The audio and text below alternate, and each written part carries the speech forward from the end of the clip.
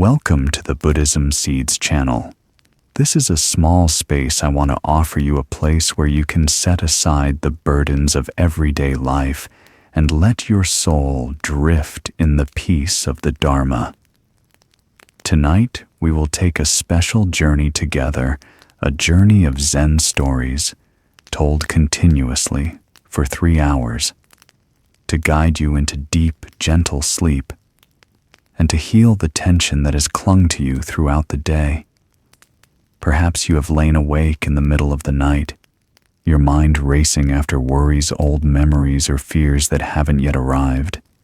In those very moments, the Buddha's teachings become a key, not distant philosophies, but a path that calms the mind, relaxes the breath, and gives the heart a place of refuge. Listening to a Zen story at night is like opening a window to welcome a cool breeze you don't need to try. Just let each word slowly enter and cleanse the dust in your heart. The stories you're about to hear are not for the mind to analyze, but for the heart to feel. They are pieces of the Buddha's teachings told in simple yet profound images, helping you see more clearly the nature of suffering, impermanence, and letting go. As you surrender to this flow, the layers of tension within will naturally dissolve like waves, gradually growing still on the surface of a lake. Let these 3 hours of storytelling be a time of true rest for you. No more proving yourself, no more bracing against the world. Simply be present and listen. Just let these words become your breath, become the moonlight shining down, leading you into a peaceful sleep. And now, to begin this journey, I invite you to listen to the first Zen story. Have you ever asked yourself, who am I? It seems like a simple question, but when you go deeper, you find it isn't easy to answer. You might say, I am this body with these eyes, these hands, this hair, this skin. But that body is constantly changing. Every cell in you is born and dies. Hair falls and grows again. Skin wrinkles with the years. The body you have today is no longer the body you had 10 years ago. So is I only this physical body? Some will say I am my emotions, my joy, my sadness, my anger, my love. But emotions also change unceasingly. 1 second you're happy, the next minute you're sad. Anger flares up, then soon settles. If I is emotion, then I is extremely fragile, swaying, and never fixed. Others believe I am my memory, my past experiences. But memory is not intact. Many memories you think you recall clearly have actually changed with imagination and time. Sometimes those memories are no longer accurate. So is I memory. The Buddha taught that what we call I is only the temporary combination of 5 aggregates: form, body, feeling, perception, mental formations, and consciousness. These 5 come together to create a continuous stream, and there is no independent fixed self at all. This is the teaching of non-self anatta. Long ago, in an ancient monastery on a mountainside covered with green pines, there was a young monk named Sangha. From childhood, he had grown up under comparisons. People often said he wasn't as quick as his friends, not as talented as his siblings, not as skillful as others in the village. Even after entering the temple to practice, the shadow of those judgments never left Sangha's mind. He often sat alone in his hut, looking out at the stone-paved courtyard, his heart heavy. In his head, a voice kept echoing, "You'll never be as good as they are. You will never reach perfection. You are useless." That voice was like a strict judge, always aiming a scrutinizing gaze at Sangha's every action and thought. It made him believe there was a weak, failed self inside him, and that he himself was that self.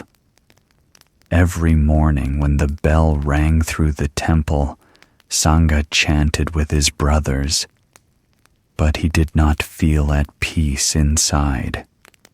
While everyone focused on the recitations, he secretly thought, I don't deserve to stand here. I will never attain the wisdom of the masters. That torment kept his face tense, his eyes tired, his thin shoulders seeming to carry an invisible burden. One day, the abbot, a venerable monk who had practiced for many years, hair white as snow, and eyes that seemed to see straight into the heart, called Sangha in. Sangha stepped into the meditation room fearful. He thought, surely the master will scold me for my inadequacy. But contrary to his worry, the abbot did not reproach him. He simply sat quietly steady as a mountain, then gently reached up to take a small cloth-wrapped object from a wooden shelf. When he opened it, it was a finely crafted model of a horse-drawn carriage made of agar wood. The wheels were meticulously carved, the axle sturdy, the canopy softly arched. Each detail was skillfully joined, making it look like a real carriage in miniature. The abbot set the model before Sangha and asked slowly, "What do you see here?" Without hesitation, Sangha answered, "Master, it is a carriage." The abbot smiled, kind yet profound. He said nothing more, but began to remove each part of the carriage with his hands. First, he took the wheels off the axle. Then he removed the canopy, took apart the frame, and pulled out each small wooden slat. In no time, the once complete carriage had become a pile of separate pieces scattered across the old brick floor. He looked at Sangha and asked, "Is this a carriage?" Sangha looked at the jumble of wood, confused. He faltered, "No, it's only separate pieces." The abbot nodded slightly, then calmly reassembled each part. Under his seasoned hands, the wheels fit back onto the axle. The frame joined the body, the canopy rested on top. Soon the carriage appeared whole again as before. When he finished, he asked once more, "So what is a carriage? Does it truly exist? Or is it only the temporary combination of parts?" The question pierced straight into Sangha's mind, like an arrow. For a moment, his thoughts fell silent. He looked at the carriage, then at the parts the master had taken apart. A flash of understanding arose. The carriage has no separate essence. It is only a name we give to the combination of many parts. When disassembled, it is no longer a carriage. When assembled, we call it a carriage. But what we call carriage has never existed independently, apart from the parts that combine to form it. Sangha fell quiet. His heart pounded, but his mind brightened. He understood that all this time he was just like that carriage. The self he clung to, the self he criticized and belittled, was merely a name given to the temporary combination of form, feeling, perception, mental formations, and consciousness. It has no unchanging essence. The abbot looked deeply into Sangha's eyes, his voice slow yet firm. People are the same. The self you're holding on to is only a temporary combination. You suffer because you believe it exists independently, and you take on responsibility for a shadow that isn't real. Hearing these words, Sangha trembled. In that instant, he felt as if 1,000-pound stone had fallen from his shoulders. For years he had lived in self-blame and a sense of inferiority, believing there was a flawed self he had to carry. But now he realized that self was only an illusion. Suddenly, his heart felt light. The tension was gone. The critical voice no longer haunted him. Everything faded like clouds scattering before the wind. In Sangha's eyes, a quiet yet profound peace began to shine. That story is not only for Sangha, but for you, for me, for all of us. Isn't it true that each of us carries a carriage in our hearts, a figure we call me, which we spend our days defending, proving, and hauling on our backs? When we succeed, we take pride in that me. When we fail, we torment it. When praised, we raise it up. When criticized, we pull it down. Our whole lives, we cling to a supposed entity that isn't real. But once you understand, as Sangha did, you will see I is only a combination of many elements, all of which are constantly changing. Nothing is fixed. There is no permanent self. And when you realize that you find a freedom, you may never have known freedom from the burden of having to be someone, freedom from relentless judgment, freedom to live fully in each moment. The story of the young monk and the carriage is a powerful reminder we suffer not because life is too heavy, but because we are carrying a self that does not truly exist. When you set down that illusion, you will feel as light as a cloud drifting across the sky, no longer bound, no longer self-judging, with only a simple yet profound peace remaining. You see, when we cling to the idea of a fixed self, we easily fall into self-judgment. When we succeed, we boast, I am competent. When we fail, we lament, I am useless. All of those emotions cling to a me that isn't real. Like Sangha, we often construct a weak self and then live under its shadow. But once you understand that I is only a process, a continuous change, you will feel lighter. You will be less harsh with yourself and less strict with others. You may ask yourself, if I is like the carriage, a combination, a flow, why am I forcing myself into a rigid ego? In that very recognition, you begin to step into freedom. Freedom from the pressure to be someone. Freedom from the burden of perfection. And most importantly, freedom to live truly with the flow unfolding in each breath, each moment. When people hear about non-self, many feel it is distant. You may think, what does this have to do with my life? I still have to work, care for my family, and pay the bills every month. How can understanding non-self help me? The answer is, it can, and in very practical ways. Because most of the suffering in your life stems from clinging to a fixed self. Have you noticed? Each time you open social media and see someone more successful, wealthier, or happier, a sense of lack arises within you. You ask, why do they have it and I don't? Why are they praised while I'm forgotten? These feelings aren't strange. They arise from the belief that there is a real me, a self, that must prove itself and stand out from others. And when that self is threatened, you suffer. But if you see that I is only a process, a constantly changing flow, then comparison becomes meaningless. How can you compare a river with a mountain or a breeze with a ray of sunlight? Each has its own nature and cannot be measured by a rigid yardstick. So why box yourself into a self only to live under the pressure of comparison? Have you ever heard a voice in your head saying, "That was stupid, why did I mess up? How shameful, I'm not worthy. Others are much better than me." That voice is the self that judges. It keeps playing the role of a judge, condemning you and wearing you out.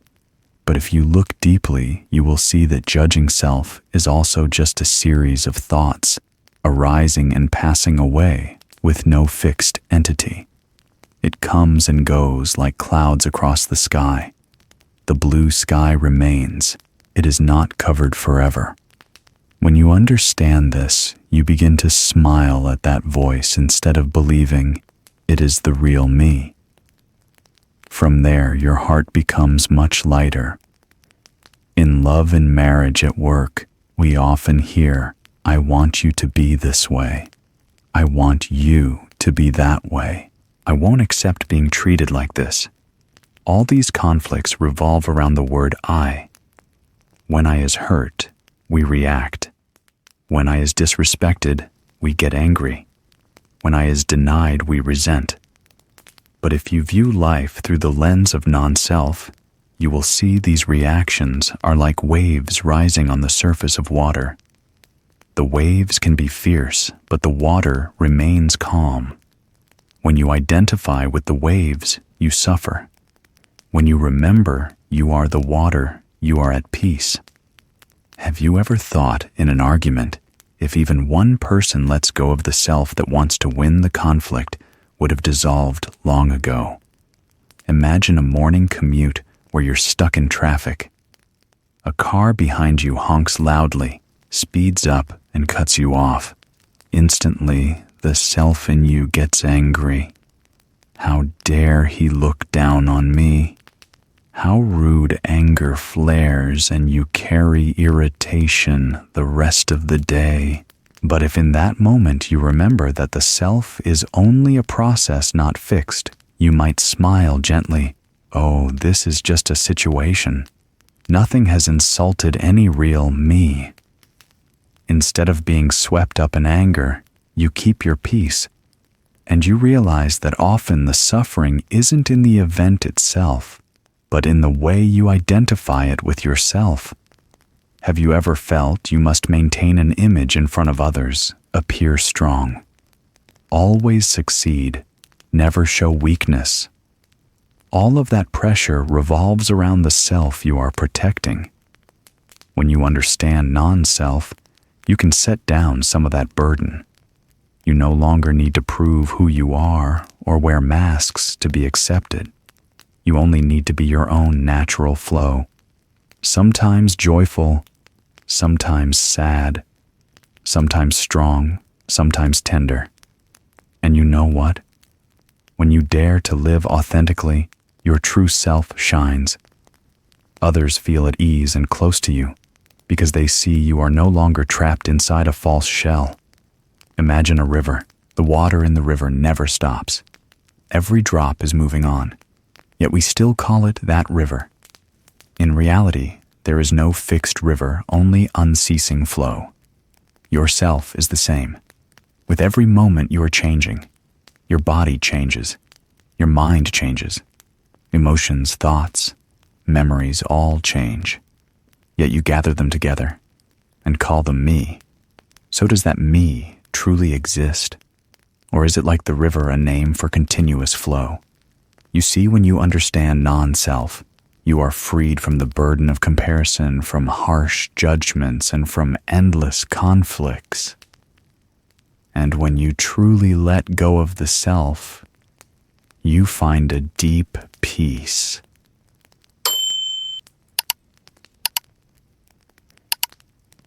Have you ever wondered why, in a noisy world, people can have material abundance and still feel lonely and empty? It is because what humans lack most is not wealth, but love. Simple love that is unselfish and asks for nothing in return. In the Buddha's teachings, that love is called loving kindness metta. But loving kindness is not a fleeting emotion, not weakness, and not something reserved only for the people we like. Loving kindness is a practice, a way of life, an attitude, a habit that is cultivated day by day. The Buddha taught that the path of loving kindness begins with oneself. You cannot offer others what you have never learned to offer yourself. If you have not learned to accept yourself, forgive yourself, and hold yourself in love, it will be very difficult to truly love others. Loving kindness sprouts from within the heart and then spreads outward like ripples on water, beginning with yourself then, to loved ones, to strangers, and even to those who trouble you. I want to tell you a simple story that carries the power to transform. Long ago, in a small monastery tucked along pine-covered hills, the morning bell rang each day with a sound as fine as a silver thread drawn across the sky. Wind from the valley carried the scent of resin and old incense smoke mixed with the soft rustle of leaves whispering like the forest's voice. There lived a young practitioner named Kalyan. His face was thin and bright, but his eyes always held a hint of melancholy, as if looking into a cracked mirror only he could see. Kalyan had come to the temple seeking peace. Yet peace, strangely, was like a caged bird perched on a far branch. The closer he stepped, the farther it flew. His heart was heavy, not with the burdens of daily life, but with invisible words echoing from a hidden corner of his mind. Each night, when he looked into the mirror to wash at the stone well, he met his own gaze, familiar, yet strange, reproachful, yet helpless. And then, like a harsh ritual, he could not stop. That voice rose again, clear and cold. You are not worthy. You will never be loved. You have no value at all. Those words did not shout. They whispered, but they cut deep. They followed him from the meditation hall to the back garden, from the hearth to the veranda, from sunny days to midnight winds. Gradually, Kalyan even feared silence, because silence was the mirror that magnified those whispers. The teacher of the monastery, a man who had lived long enough to know that every storm has a calm eye, quietly watched his student. He did not scold, did not interrogate, did not deliver long sermons. One afternoon, as the sunlight leaned toward the forest, he called Kalyan into his study. The small room glowed with warm light on a dark wooden table. An old rosary hung on the wall, browned by time. On the table, the teacher placed a cup of hot tea steam, rising in a thin ribbon like mist. Sit, the teacher said, his voice deep and warm like a distant bell. I have an exercise. Very simple. Kalyan nodded slightly. He expected a new meditation method, a different way of breathing, or a profound verse. But the teacher spoke slowly and clearly, placing each word like a pebble in the palm. Each day, sit quietly. Repeat only one sentence. May I be happy. May I be safe and well. Kalyan was stunned. So simple it was. Hard to believe. His heart drew tight like a leaf in frost. For a moment, a sharp wave of resistance surged. How could he bless himself when he was unworthy? His hands touched and felt cold. The teacher looked at him, neither forcing nor pitying. It was a look of acceptance, like a lake receiving every passing cloud. Just try, he said. Let the words pass your lips, even if your heart doesn't believe them yet. Some doors only open from the inside after many touches.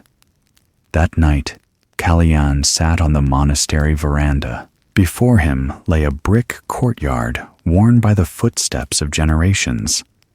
Farther off, a row of dark pines stood still, their tops lost against a deep violet sky. He closed his eyes and listened to the soft chirr of insects. Placing a hand on his chest, he felt his own heartbeat, a small rhythm amid the vastness of earth and sky. Then he began in a voice so soft it was almost only breath. May I be happy. May I be safe and well. Immediately a recoil rose up. In his mind, the old voice snapped like a young blade fake. Don't be ridiculous. You don't deserve it. Kalyan's breath caught. His chest tightened. He opened his eyes and saw his shadow on the bricks, faint and long. Am I deceiving myself? The thought came swift as an arrow. He stood, took a few steps, then stopped and returned to his place. He sat again. He breathed again. He spoke again with all his trembling. May I be happy. May I be safe and well. In the first days, nothing was as pretty as in books. The words came out as if dragging a pile of stones. Sometimes his lips moved, but his throat clenched as if an invisible cord were tightening. Some days, he leapt up mid-phrase irritated and paced the courtyard until sweat beaded. Some days, he sighed, put his hands over his face, and silently apologized to himself for harsh words learned from nowhere and memorized by heart. But Kalyan did not quit. Each night, he returned to the veranda like a carpenter knocking on a closed door. Knock, then quiet. Knock, then quiet. The silences between knocks grew longer, deeper, and in that space, very small things began to happen. One evening, a light rain fell. The smell of damp earth rose gentle as a memory. Kalyan sat in his usual place. Drops slid from the tiles to the veranda, breaking into a soft whisper of sound. He repeated the phrase slowly, like a thread sewing together an old tear. May I be happy. May I be safe and well. A drop slid from his hair to his temple, cool and fresh. Suddenly, he felt something in his chest. Release. Not loud, not bright, just a small knot letting go. He didn't rush to rejoice or name it. He simply kept breathing and speaking as the rain kept falling. The next day, washing bowls after the meal, he noticed his hands moved more gently, as if the bowl too deserved to be cared for. Crossing the courtyard, he saw a new shoot sprouting between bricks. For the first time, he bent close and saw the thin veins on that tiny leaf, so small yet striving. That night, the phrase returned no longer as jagged, though there were still rough turns. May I be happy. May I be safe and well. Then one afternoon, when the sun gilded the veranda, something strange happened. Strange, like the moment a sprout chooses to break through the soil. Kalyan sat upright, eyes half closed. The blessing was spoken steadily, without effort. May I be happy. May I be safe and well. On the word safe, there was the slightest pause. On well, a warm wave moved from his chest down to his lower belly, then out across his shoulders. Tears fell. At first, he thought he was slipping back into the old pattern, crying from self-hatred. But no. These tears carried not the salt of blame, but the warmth of a first spring rain over a dry field. They were tears of release, as if someone had cracked open a long-shut window, letting in a breeze. Dust floated in a beam of light, and the old room had fresh air again. Kalyan sat still and let the tears take their course. He did not rush to wipe them. His hand rested on his chest, feeling his heartbeat no longer pounding hard against his ribs, but slow and deep like a drum sounding from the valley floor. A slight smile touched his lips, thin as a new crescent and as fragile as smoke, but real. From that day on, each practice brought that smile back, not the lively grin of delight, but the smile of greeting an old friend himself. Kalyan realized he was no longer a stranger to his own being. The gaze in the mirror was no longer a blade. It had become a calm lake, reflecting a face that was changing day by day, not because it was prettier, but because it had learned it too deserved gentleness. In the meditation hall while chanting, his voice felt rounder, his breath fuller. In the kitchen serving porridge, he no longer compared portions. When a brother dropped a water jar, he stepped forward, not to lecture, but to help pick up the shards. He He surprised himself. Why had his heart softened like this? Then he understood. When the heart stops beating itself up, it stops beating others up too. Of course not every day was smooth. Some mornings, the old whisper returned like a traveler knocking at dawn. You're useless. When that happened, Kalyan no longer argued. He sat down, placed a hand on his chest, inhaled deeply, exhaled slowly, and murmured as if soothing a child, "May I be happy. May I be safe and well." This time, the words knew the way home. They passed through his throat, through his chest, entered the places that had tightened and rested there like laying a warm cloth on a sore spot. News of Kalyan's change did not spread through stories, but through the atmosphere he carried. People around him noticed he was quieter than before, but in that quiet there was no heaviness.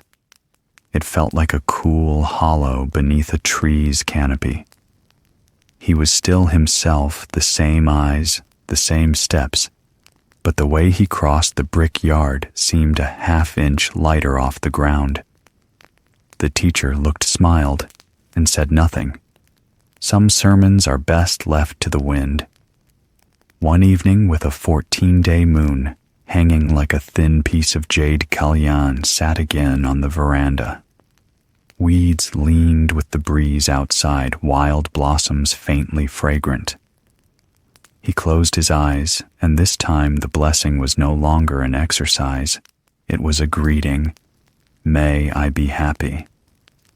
May I be safe and well. He greeted the friend who had returned from a very long journey, his own heart.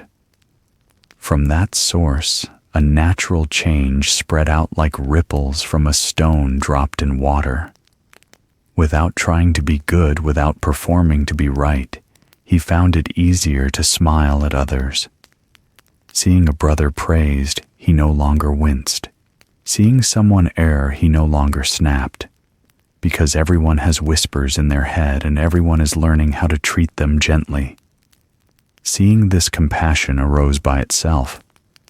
Someone asked Kalyan, "What changed?"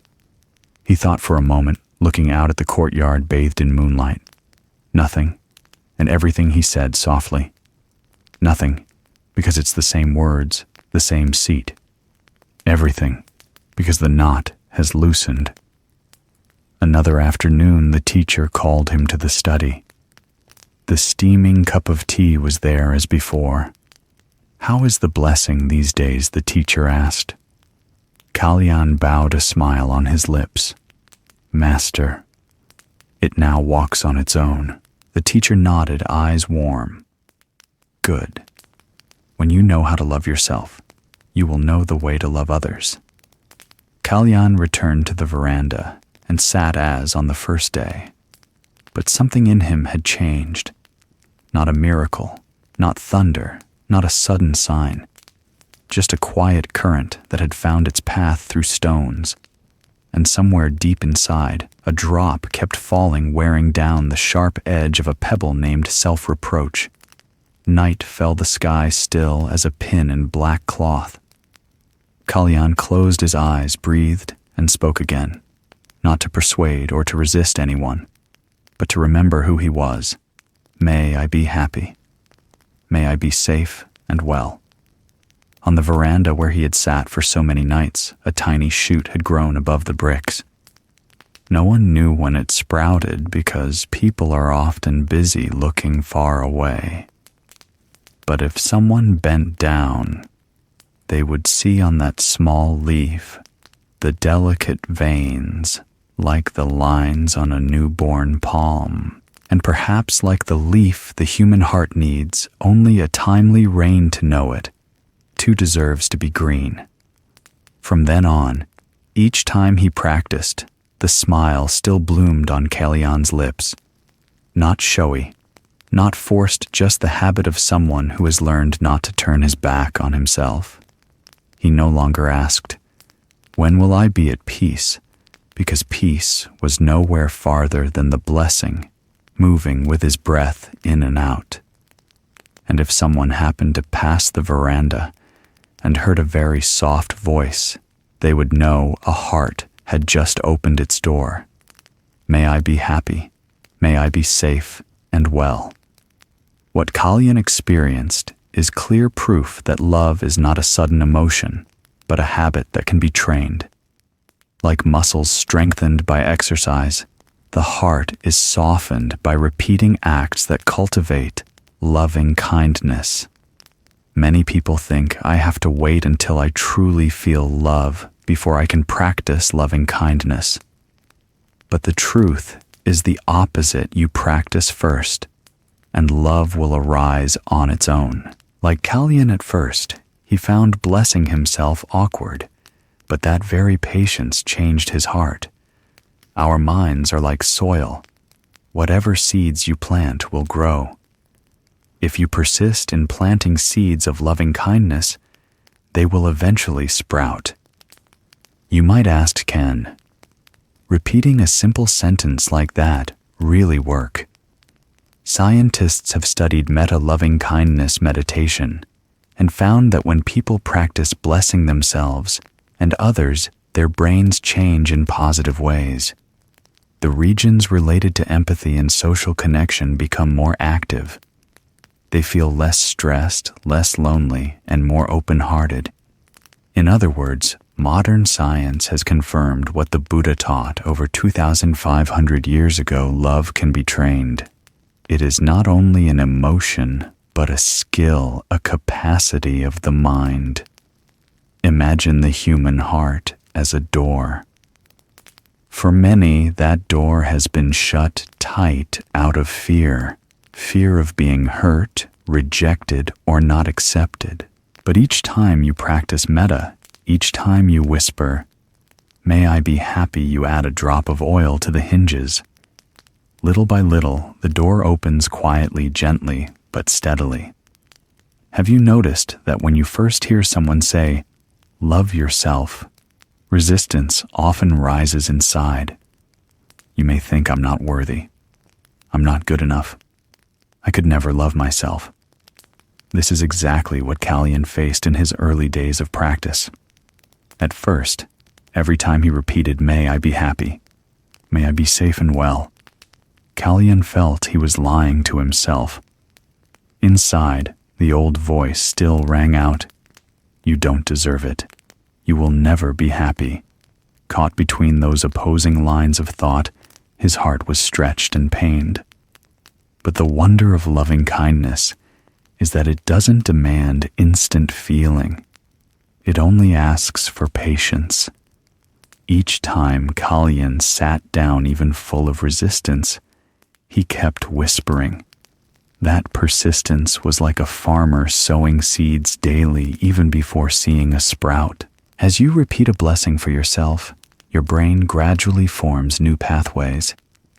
If your mind used to rehearse the lines, "I'm terrible, I'm worthless," now you are replacing them with, "May I be happy, may I be safe and well." At first, the replacement is weak, like a thin stream trickling through hard, dry earth. Day by day, that stream runs stronger, softening the ground and nourishing new life. And then one day, the seed of loving kindness sprouts. For Kalyan, that moment came as he meditated beneath the eaves in the late afternoon sun. He repeated the familiar phrase, and unexpectedly tears fell, not tears of suffering, but tears of release. His heart, once hardened, softened like soil touched by rain. From Kalyan's experience, I want to emphasize, loving kindness does not begin with loving others. It begins with learning to accept yourself. You might live in a wealthy country and a modern society while carrying countless self-accusations in your heart. You may look back and think, "I made mistakes. I hurt others. I don't deserve happiness." But the truth is, if you keep clinging to these judgments, you will never be able to offer genuine love. Like an empty pitcher, how can you pour anything out for someone else. So the practice of loving kindness begins with a simple blessing for yourself. Don't rush to force a feeling. Just plant the seed. Be patient. Loving kindness is not a miracle that happens overnight. It is a long, gentle cultivation. After some time, Kalyan noticed something strange. As his heart softened toward himself, he found it easier to smile at others. Before seeing someone succeed, Kalyan often felt jealous. Seeing someone make mistakes, he often criticized. But now he realized if he had been so harsh with himself, those people were surely enduring their own harshness too. Instead of judging, compassion began to rise. This is the crucial turning point. When you learn to love yourself, you learn how to love others. Have you ever sat quietly, looked deeply into your heart, and asked, "If I cannot accept myself, who can do it for me?" This question can be startling. Throughout life, we often chase love from the outside, from family, friends, partner, society. But if there is no seed of loving kindness within you for yourself, that external love will always feel scarce and quick to vanish. Conversely, once you have learned to hold yourself, even if the world turns its back, you will not lose your refuge. In modern life, we often fall into self-judgment. You might be in college looking around and feeling everyone is more capable. You might be working comparing salaries, positions, achievements, or you might simply open social media and instantly feel smaller than the shiny images of others. In those moments, loving kindness is medicine. If you can turn inward and whisper, "May I be happy, may I be safe and well," do not underestimate the simplicity of that blessing. As Kalyan showed, a short sentence repeated can open an entire heart. Imagine the heart as a garden. If left unattended, weeds will overrun it, judgment, envy, resentment. But if you patiently water it each day with drops of loving kindness in time, flowers of love will bloom. Then that garden will not only be where you find peace, it will also give off a fragrance for those who pass through your life. Kalyan found his smile again, and from there it spread to others. This lesson makes it clear loving kindness is not a passing feeling, but a habit nourished day by day. Have you ever wondered why we so often fall into extremes? At times, you let yourself go with pleasures, shopping, eating, indulging, forgetting the limits of body and mind. Then at other times, you push yourself harshly, imposing rigid disciplines so strict that you can barely breathe. These two extremes are like the two ends of a rope pulled tight, and you in the middle are always exhausted, unable to find peace. The Buddha called the path out of these two extremes the middle way. It is not some distant theory, but a concrete way of living applicable in every meal, every sleep, every daily breath. The middle way means staying away from two extremes. On one side, excessive indulgence. On the other, severe asceticism. Both lead to exhaustion, confusion, and the loss of clear wisdom. Long ago, in a flourishing and radiant kingdom, there was a young prince named Siddhartha. From childhood, he was known for his intelligence, quickness, and a longing to seek truth. Whoever met him praised him as precociously wise. His eyes shone like jewels, and his words carried weight that made others listen. Yet like everyone else, Siddhartha did not escape the pull of two extremes. On one side, limitless indulgence. On the other, harsh self-mortification. While living in the magnificent palace, Siddhartha was wrapped in all the luxury royalty could offer. Banquets stretched through the night. Lively music echoed in great halls. Sweet wine-filled cups and lantern light shimmered on brilliant strands of pearls. Any desire of his was immediately satisfied: silk and brocade clothing, gold-inlaid ornaments, rare foods brought from the far reaches of the land. At first, Siddhartha thought that was happiness, but the more he indulged, the emptier he felt. The melodies became distant echoes. The overflowing feasts left only a cloying taste. He felt as if he were drinking seawater. The more he drank, the thirstier he became. The more he was sated, the more he felt lacking. One day, standing before a bronze mirror in the palace, Siddhartha caught sight of his own eyes, tired, spiritless, like a bird trapped in a golden cage, splendid but not free. He sighed and asked himself, "Why do I have everything yet feel like I have nothing? Why does my heart grow more chaotic, empty and lonely?" From that disappointment, Siddhartha decided to step onto the opposite path entirely. He left the gilded palace, put on a coarse, dark robe, and set out barefoot. He thought, if indulgence brings no wisdom, then severe asceticism will surely lead me to enlightenment. From then on, Siddhartha lived months of self-mortification. He fasted, drinking only a few sips of water to survive. He sat in meditation for days without moving until his body became gaunt and his ribs stood out beneath sun-darkened skin. At night, he lay on the cold earth, taking the forest wind as his blanket and the stars as his lamp. With each breath, Siddhartha believed that the more he suffered, the closer he was to awakening. But reality was harsh. Years passed, and his body withered, his mind grew dim, his spirit depleted. What Siddhartha gained was not clarity, but dense darkness. No wisdom revealed itself, only despair and lingering gloom. He realized he was dying not to find truth, but to sink into nothingness. One evening, as the last light of day fell across the branches of an old tree, Siddhartha sat slumped at its roots.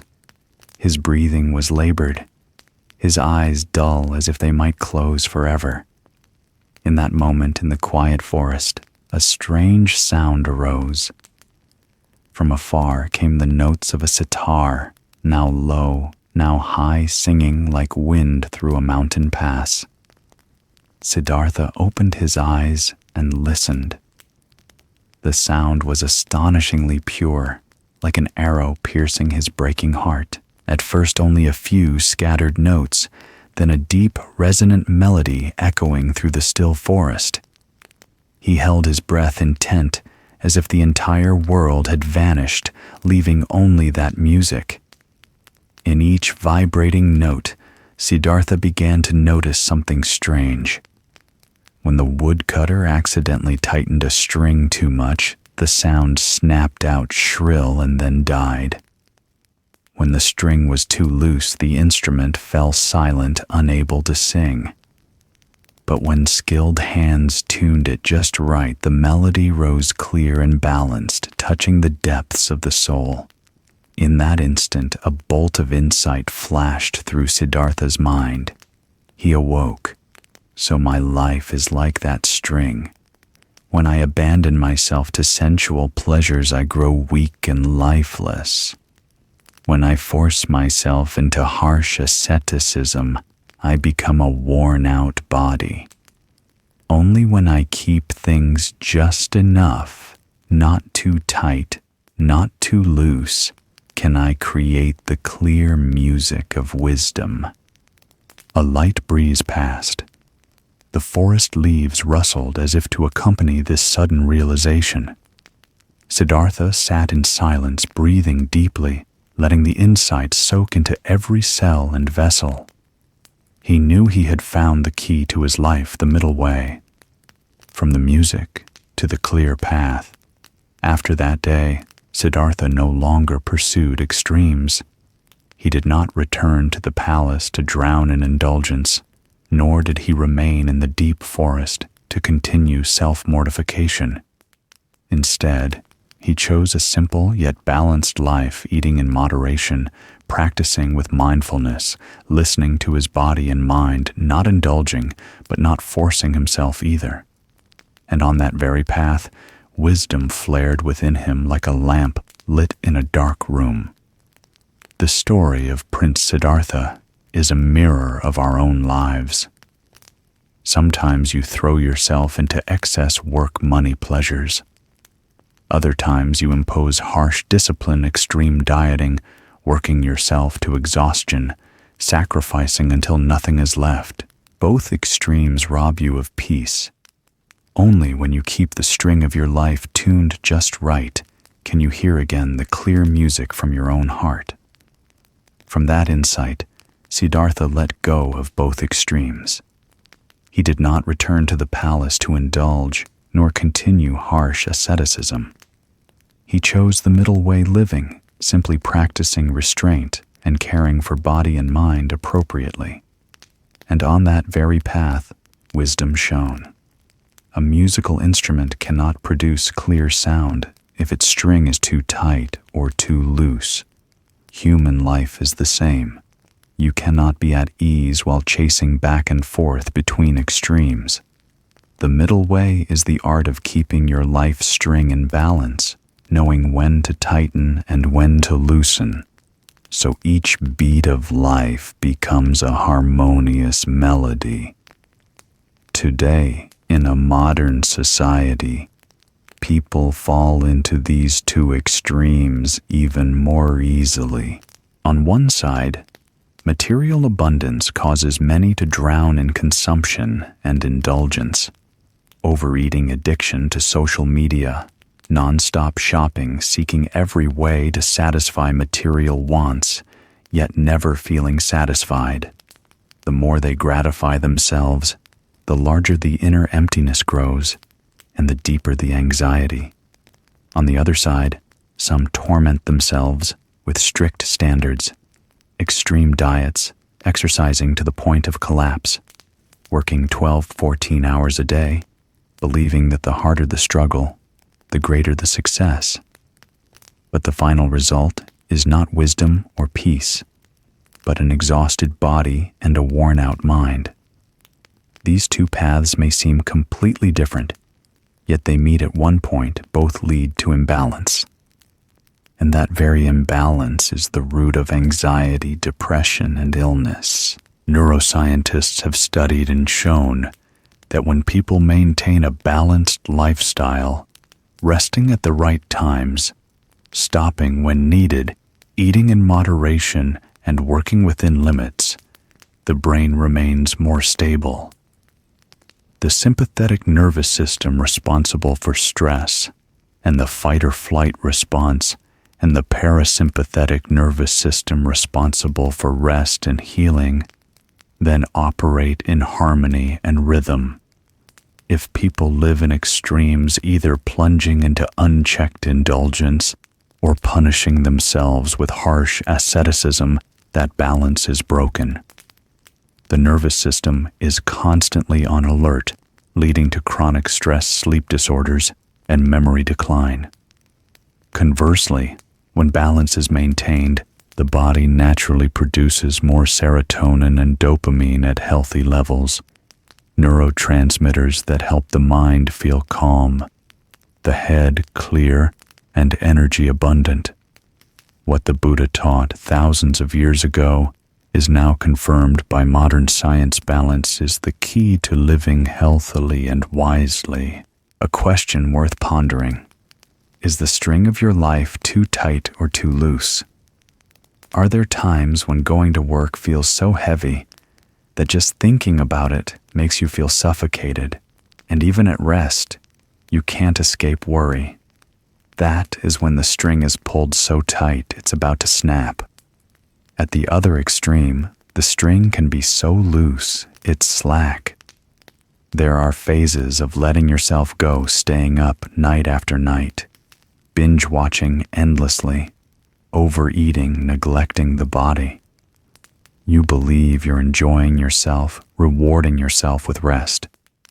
But the more you let go, the emptier the heart feels, the heavier the body becomes, and the more direction is lost.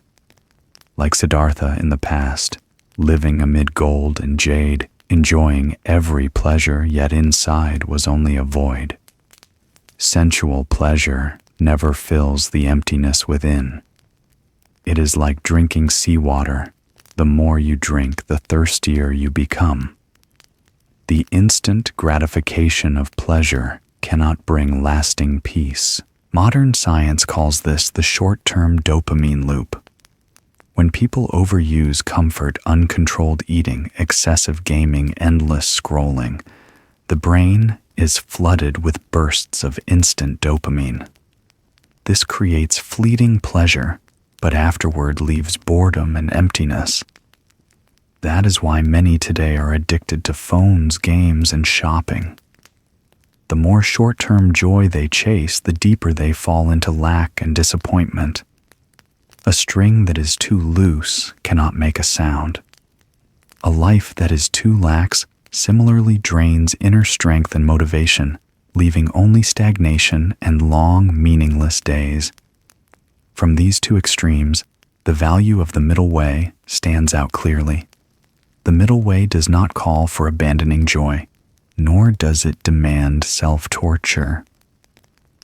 It simply keeps the string tuned just right, tight enough to resonate, loose enough not to snap.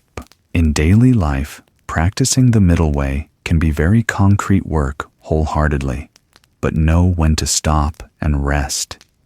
Eat enough, neither neglecting the body nor pampering it excessively. Keep the mind awake, neither drifting in desire nor forcing yourself to exhaustion. The middle way is not a weak compromise, but a skillful art of adjustment, like a master musician who keeps their instrument in tune so every note rings true. Imagine a person rowing a boat midstream. Row too hard, and they quickly exhaust themselves. Let go of the oars, and the boat drifts aimlessly. Only by keeping a steady rhythm, neither too fast nor too slow, can the boat reach the shore. Life is the same. The middle way is that steady stroke you neither burn out nor get swept away. The story of Prince Siddhartha hearing the sitar still holds its full meaning today. It reminds us that we don't need to run to either extreme to find peace. Peace lies in the middle, in the balance of body and mind. When you realize this peace is no longer distant, but becomes part of everyday life. Amid a society full of temptations and pressure, it is entirely possible to practice the middle way in small things, knowing to stop when your body is tired, knowing to smile and say enough when desire wants more, knowing to listen to your body instead of chasing only craving or rigid standards. That is how you keep the string of your life in harmony. A musical instrument needs only a skillful hand to adjust it, and it can sing beautiful songs. A human life needs only a bit of skill in keeping balance, and it can become a peaceful symphony.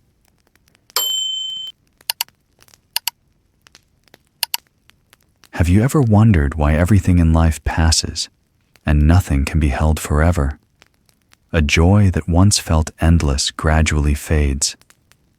A sorrow that seemed it would never end eventually eases. A body once strong and robust grows weaker with the years. A relationship once so close may one day grow distant. This is the law of impermanence. Impermanence is not some distant abstract idea. It is the breath in every moment, the current that carries each of us along, whether we want it to or not. From the yellow leaf falling outside the eaves to the heartbeat in our chest. from the bright eyes of a loved one today to the possibility that tomorrow they have grown dim.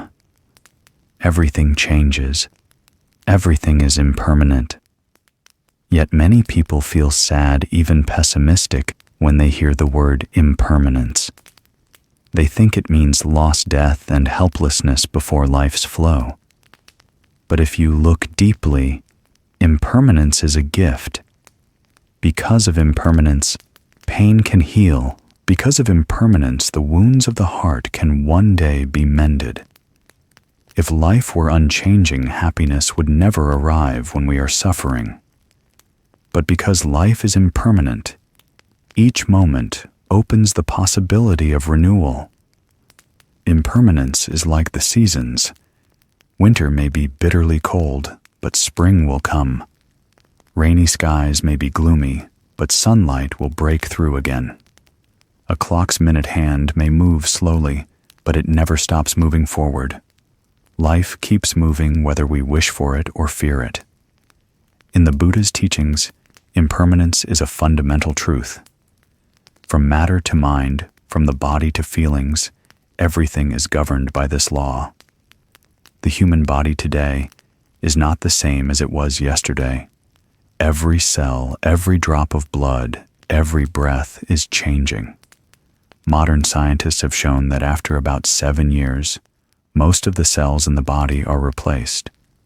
In other words, this familiar body is in fact always new. It never stands still.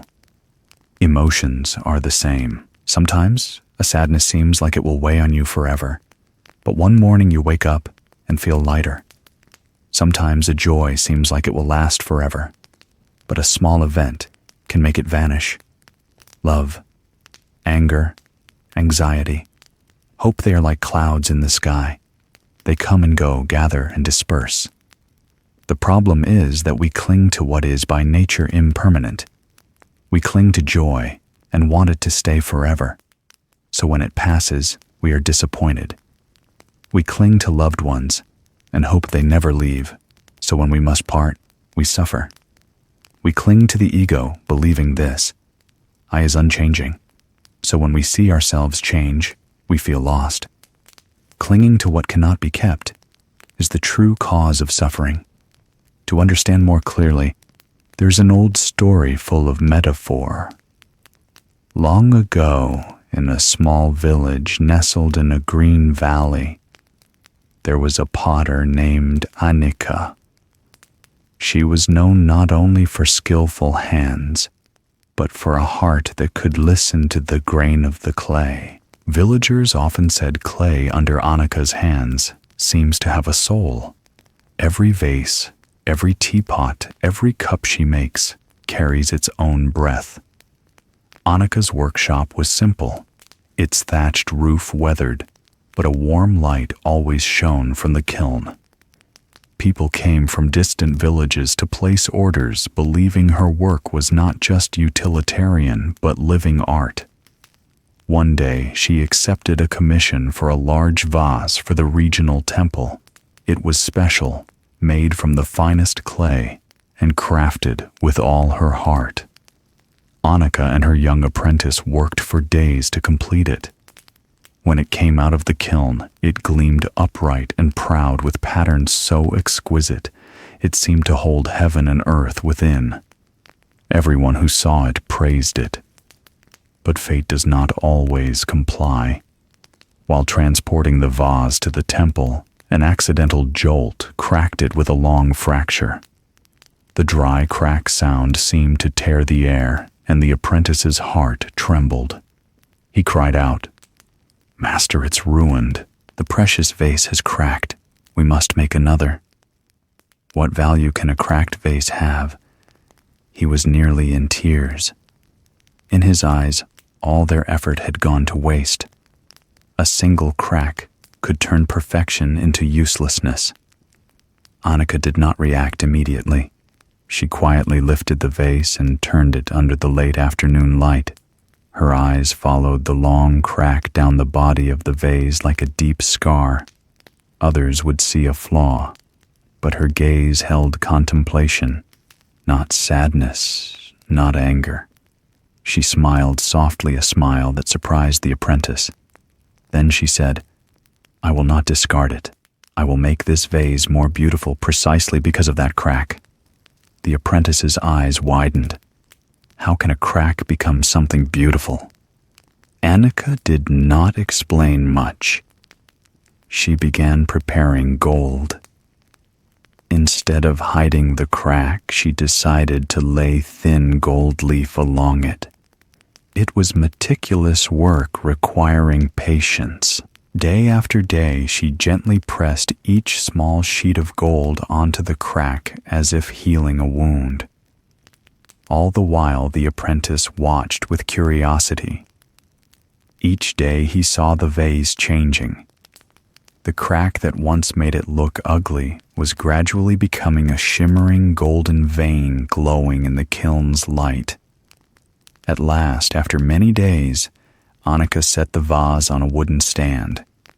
Morning light streamed in, catching the golden lines running down its body. Instead of a broken object, it had become a unique masterpiece. People from the village came to see it, and all were in awe. The apprentice couldn't hide his amazement. "Master, why didn't you conceal the crack and instead made it stand out?" Annika looked at the vase, kindness shining in her eyes. "Because this crack is not a failure. It is the mark of time, the evidence of a journey. It is what makes this vase different and valuable. If it were perfectly intact, it would be like any other vase, but thanks to the crack and the patience to lay gold upon it, it has become one of a kind, irreplaceable." The apprentice fell silent. His teacher's words echoed within him. He understood that the lesson was not only about pottery, but about people. From then on, Annika's vase was cherished, not because it was flawless, but because it held its own story. People looked at the gold-lined crack and saw their own lives reflected there. Everyone has been hurt. Everyone bears scars. But instead of denying them, if we can make them the place that shines, we will discover our own unique beauty. This story reminds many of an ancient Japanese art called kintsugi, the art of repairing pottery with gold. The Japanese believe that when an object breaks, it should not be hidden or thrown away. They mend it with gold so that the cracks themselves become the highlight. The cracks are not the end, but the beginning of a new beauty.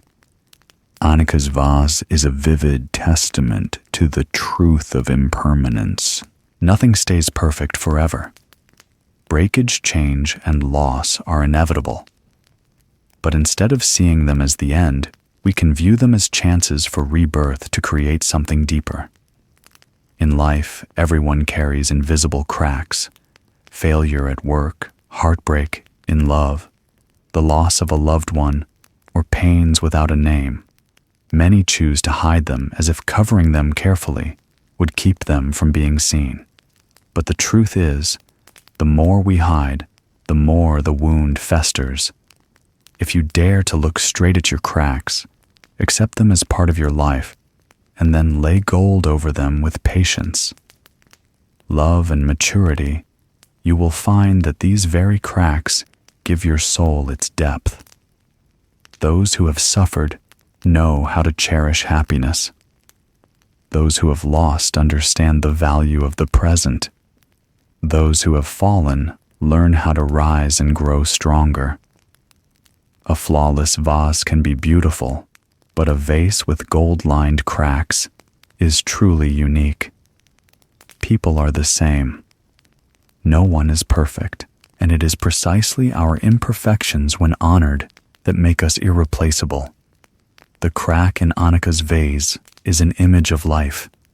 Each of us has cracks, heart wounds, failures, mistakes, losses. Many think these cracks make them less valuable, that their lives are ruined. But the truth is the opposite. These very cracks create our depth and distinctive worth. When you can look at your cracks with compassionate eyes, you will see they are not collapses, but opportunities to grow. Like a gold-repaired vase, these very cracks make you unique and worthy of appreciation. In today's society, people face many pressures: work, family, relationships. When they fail, many blame themselves and think they have lost all value. But remember, failure is just a crack. And if you know how you can lay gold upon it with patience, learning, and kindness toward yourself, someone who loses a job may see it as the end. But through the lens of impermanence, it can be the door to a new journey. A broken marriage can leave deep wounds, but it can also become an opportunity to learn healthier ways to love. Psychologists have studied a phenomenon called post-traumatic growth. They have found that many people who experience major upheavals, such as bereavement, illness, or unemployment, do not remain shattered. They become stronger, deeper, and more compassionate. Like Annika's vase, the cracks of the heart can become golden veins if we know how to receive them. Impermanence is not a threat, but a gentle reminder that nothing lasts forever, not even suffering. A crack is not a failure. It is a mark that gives value and depth. If you can accept your own cracks and lay gold upon them, you will see that this life, though imperfect, is still profoundly beautiful.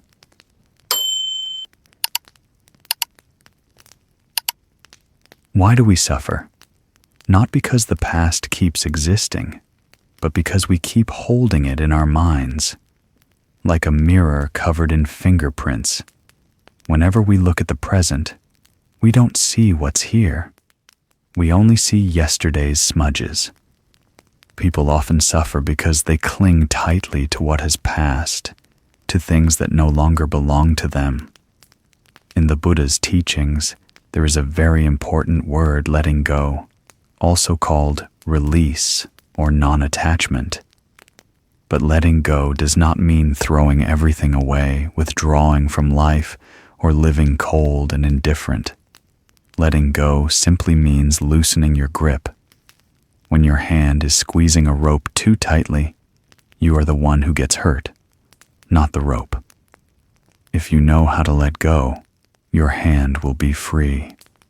I want to tell you an old story. It seems simple, but it carries a great lesson. Long ago, there was a traveler named Ramesh. He was born in a small mountain village, and from childhood carried a dream of finding a land of peace. In the village, many people were used to living day by day without thinking about life's deeper meaning. But Ramesh was different. In his eyes was an unending restlessness, as if he were seeking something beyond daily meals and hard labor. He left the village with some dried rations, a small knife, and a yearning heart. Day after day, Ramesh crossed vast fields, walked through dense forests, and climbed precarious mountain ranges. Every step marked his determination, but also the loneliness of a seeker. One morning, as the sun blazed up from the horizon, Ramesh came to a great river. It was unlike any he had ever seen. The water surged violently, foaming white waves rolling fiercely. Standing on the bank, he heard the river's roar echo like a voice from the void. He thought about swimming across, but fear rose the moment he saw the swirling water. He walked along the bank, hoping to find a log or a boat, but there was nothing, only reeds and hidden rocks. The river stood like a colossal wall blocking his path, leaving the traveler at a loss. After hours of sitting in a daze, an idea flashed. Looking around, he saw bamboo growing everywhere. Ramesh thought, if I lash them into a raft, maybe I can cross. He got to work. Day after day under searing sun, he cut bamboo, stripped the leaves, and used jungle vines as rope. His hands bled, his shoulders ached, but his eyes lit up each time he imagined the raft taking shape. After hours of patient effort, a crude but sturdy raft finally appeared. Ramesh dragged it to the water anxious. The waves pounded and the raft rocked, but he was determined. He poled and paddled, sweat and spray flying. Many times he nearly got swept away, but he kept going. At last, after all his effort, Ramesh stepped onto the far shore. In that moment, joy surged in his heart. He looked back at the raging river, then at the raft trembling on the waves, filled with gratitude. He whispered, "This raft saved me. It's precious. I must keep it." So Ramesh decided not to leave the raft behind. He hoisted it onto his shoulders and continued his journey. At first, he felt proud. I'm the one with the raft, a treasure no one else has. He walked with a quiet pride. But the road grew more rugged. The mountains were steep rocks, jagged, the ground parched. The raft was heavy and the wind made it heavier. His shoulders sank. His back throbbed, sweat poured down, and his steps grew heavy. The long road turned into torment. After a while, his breath was ragged.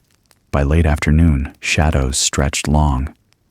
Ramesh collapsed by the roadside, exhausted. Just then, a few people passed by. They looked at him, then at the cumbersome raft on his shoulders, and shook their heads. One said, "How foolish. A raft is meant to help you cross a river. Once you're on the other side, you don't need it. Why carry it and torture yourself like this?" Ramesh was stunned. He looked up at the raft at his shoulders, bleeding where the ropes dug in at his cracked feet from the long road. In that instant, a spark lit in his mind. He understood gratitude does not mean clinging. Some things are valuable for a time, but when that time has passed, if you keep holding on, they stop being a blessing and become a burden. Ramesh slowly set the raft on the ground. His back straightened, his breath eased, and the sky seemed to open wide. He left the raft by the roadside and went on. This time his steps felt feather-light, as if lifted by the wind. His chest opened, his lungs filled with freedom. In the flow of life, some things are meant only for a season, but we unconsciously hold on to them as if they were our sole reason for living. The raft in the traveler's story is a powerful metaphor. It was built to cross a dangerous river. In a moment of peril, it was precious, indispensable.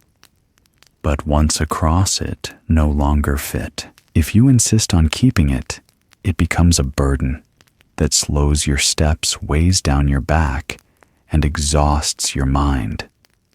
That raft takes many forms in daily life.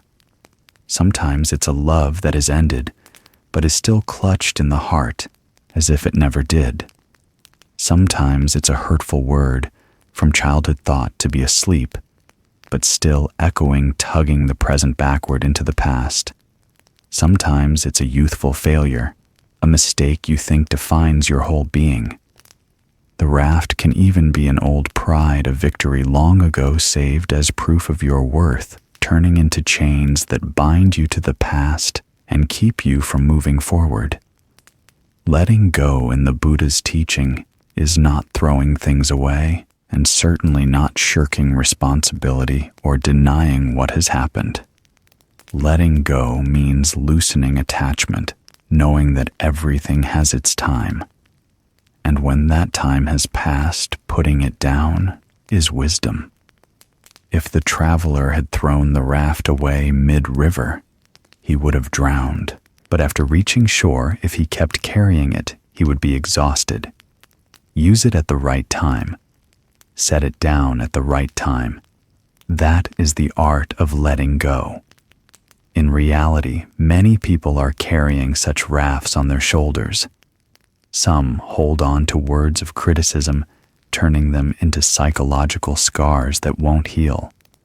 Some cling to broken relationships, though only suffering remains afraid to let go because of the emptiness that follows. Some let past failures become fate, losing faith in the future. They are no different from Ramesh, already on the far shore, still bent under a useless raft. Modern science has confirmed this truth. Neuroscience research shows that when people continually revisit old wounds, the brain activates the same emotional regions as during the original event. The pain does not diminish with time. Each recollection etches it deeper, like salting a wound again and again. Conversely, when practicing mindfulness, observing feelings, acknowledging their presence without clinging the brain, begins producing serotonin and dopamine in balanced amounts. These neurotransmitters bring a sense of peace and help the mind return to stability. What the Buddha taught about letting go is now affirmed by science as a genuine medicine for healing. The problem is that many mistake letting go for irresponsibility, neglect, or turning away. The truth is the opposite. Letting go is not indifference. It is a mature stance that knows one's limits. Letting go means stopping when you've done your best and accepting that the rest belongs to nature's law. Like a person who plants seeds, they can tend water and fertilize, but they cannot pull the leaves to make the plant grow faster. A plant needs its own time. So do people. After we've tried our best, sometimes we must relax and allow life to move according to its nature. Imagine a traveler carrying 2 heavy bags on their shoulders. At first, they may walk with a bit of pride in their strength. But gradually, the shoulders sag, the breath grows heavy, and the steps slow. When the bags are set down, the body suddenly feels light. The view widens, the breath deepens. Letting go is like that. It doesn't take anything away, it simply returns your original ease. A monk once said, "Letting go is not a loss. Letting go is a gain, more space for the soul, more freedom for your steps, more peace for the heart." This reminds us that putting something down is not giving up, but opening the possibility to receive what is new. On life's journey, everyone has rafts. Some rafts carried us through storms but are no longer needed. Some jobs once filled us with pride, but now only constrain us. Some relationships were once a refuge but have become chains. Some inner struggles once helped us grow, but when held too long, turn into obsessions. Gratitude is precious, but clinging only drains us. Therefore, letting go is not forgetting or denying. It is facing things smiling and setting them down. When you know how to let go at the right time, your steps become light as the wind, your heart opens wide like the sky, and freedom blossoms in every breath. It is like someone who sets down a burden after a long road and suddenly realizes the sky has never been so blue, the breeze never so cool, and the heart never so spacious.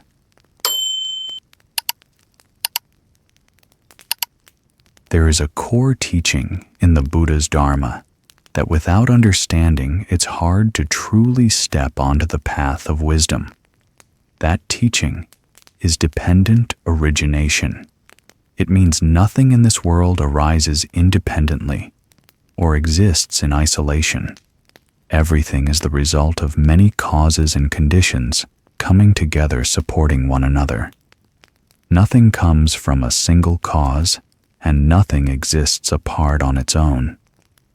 Long ago, in a small temple nestled in tranquil mountains, there was a young monastic named Suren. He ordained at a very young age with a pure heart and a strong longing to seek the truth. But like many who begin the path, Suren carried questions without answers. One question in particular troubled him for years. Why did the Buddha teach that we must be grateful for even the smallest things? How can a grain of rice so tiny and ordinary contain profound wisdom?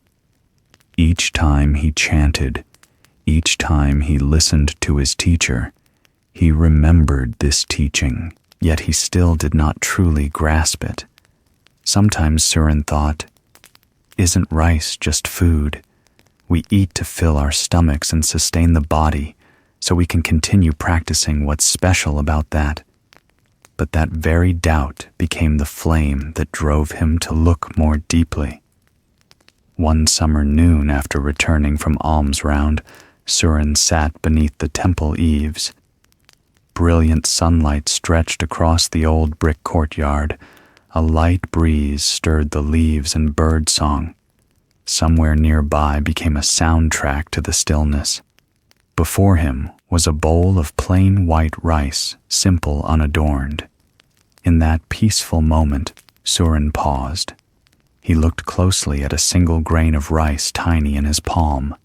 At first he saw it just as he always had food to sustain the body. But the longer he looked, something strange began to open. In that grain, he saw sunlight. Without the sun, how would the seeds sprout? How would the rice shoots rise in the fields? A single grain of rice held within it the heat and light of the whole cosmos. In that grain, he saw rain, cool summer showers, each drop, sinking into the earth, blending with the silt, nourishing every seed. Without rain, the soil would crack and the rice would wither. In that grain, he saw fertile earth turned by plow and hoe. He saw vast fields, each furrow and dike heavy with the promise of a golden harvest. And in that grain, Suren clearly saw the image of hard-working farmers. They plowed and planted, transplanted shoots, pulled weeds, fertilized and harvested. They bent their backs beneath the sun. Their hands were calloused. Their sweat fell onto the fields. So much silent effort, so much unspoken hardship. But Suren saw even more. He saw wind bringing clouds, carrying the rain to the paddies. He saw winding rivers depositing silt to feed the soil. He saw drifting clouds high above, and mountains standing guard to hold the waters. And he suddenly understood within this small grain of rice is the movement of the entire universe. Suren sat quietly for a long time, a deep, indescribable emotion rising in his heart. Before him, the rice was no longer something trivial. It had become a symbol of connection of countless interdependent conditions. A grain of rice was not simple at all. It was the crystallization of innumerable causes and conditions. From that moment, his heart lit up. Suren remembered the Buddha's words, "In seeing a single grain of rice, one can see the entire universe." And for the first time, he understood their meaning completely. From then on, whenever he ate, Suren bowed his head in gratitude, grateful for the sun's light, the falling rain, the nourishing earth, and the labor of farmers. Grateful for all causes and conditions, seen and unseen, that together placed a grain of rice in his bowl. The story spread through the temple. People said that after that day, Suren changed. He no longer treated meals as ordinary. Each mouthful felt like receiving heaven and earth. And through that gratitude, Suren's practice deepened. If we look at daily life, we may find we are like Suren used to be. A bowl of rice, a glass of water, a piece of bread, we take them for granted. But if we pause and look closely, we will see an invisible web of causes and conditions behind everything. A drop of water seems simple, yet within it are clouds, wind the sea forests and rivers. A piece of bread carries behind it the farmer who grew the wheat, the miller, the baker, the transporter. Even a spoon for scooping rice is the result of countless conditions: the ore in the mine, the miner, the smith, the seller. Seen with a grateful heart, everything becomes precious.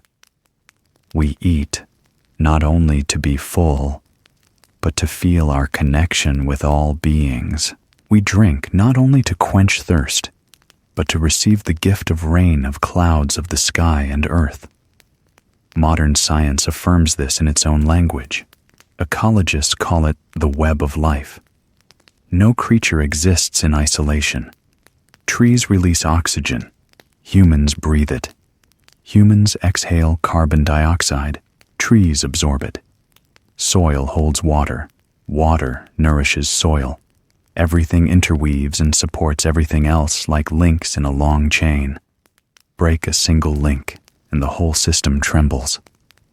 What scientists have spent hundreds of years studying and confirming, the Buddha pointed out more than 2,500 years ago through the teaching of dependent origination. Thus, Suren's seeing the universe in a grain of rice is not just an old anecdote. It is a reminder for each of us today. Do we pause long enough to see the wonder in small things? Are we grateful enough to recognize that a grain of rice is a gift from the entire cosmos? Because when we see that connection, we cannot live shallowly or selfishly. Compassion arises naturally because we understand that self and other we and all beings are not separate. A grain of rice may look ordinary, but it contains boundless wisdom. Seeing this, we learn to live calmly, humbly, and gratefully, moment by moment. Pause a bit to reflect. Have you ever looked at a bowl of rice, a cup of water, or a piece of bread, and asked, where did it come from? Who planted? Who transported? Who processed? Who placed it in your hands? If we look deeply, we will see that behind everything is an invisible network of causes and conditions operating every second. Dependent origination teaches that nothing exists independently. The flower on your table needs rain, soil, sunlight, and the gardener's hands. It even needs the gaze of the observer for the flower to truly appear in lived experience. Humans are the same. No one is an island. Each person's existence is the result of parent, society, nature, and countless related factors. Seen with gratitude, life is no longer dry. A meal is not just satiety, it is a meeting with the entire universe. A drop of water does not merely soothe thirst, it is the condensation of clouds, wind rivers, and the endless cycle. A breath is not only oxygen, it is also a gift from plants. When we perceive this interconnection, compassion naturally arises because we know we are not separate from others. To harm another is to harm oneself. To help another is to help oneself. Dependent origination also teaches humility. If there is success, it is not solely due to one's talent or effort. It is the result of myriad conditions: parents' care, teachers' guidance, society's support, friends' help, even past failures contributing their part. Understanding this, we become less arrogant and less self-centered. Look back at a single day. In the morning, you turn on the tap. Behind it are workers, engineers, pipes, treatment plants. You drink a cup of coffee. Behind it are farmers in a distant land, transporters, roasters, baristas. You put on a shirt. Behind it are weavers, dyers, and tailors. Seeing dependent origination, you live with a natural sense of gratitude. And this very gratitude opens the door to compassion. Knowing that your life is interwoven with all beings, you will cherish each drop of water, each grain of rice, each person who crosses your path. You will be less wasteful, less indifferent. Instead, you will care, protect, and share. Dependent origination is not a distant philosophy. It is the obvious truth unfolding every day. Seeing it, we no longer live selfishly. We learn to lower the I, to listen, to empathize, and to live in harmony with all things. A grain of rice, seemingly small, opens an entire sky of wisdom. Seeing dependent origination in a single grain, we will live more peacefully, more gratefully, and with a heart full of compassion.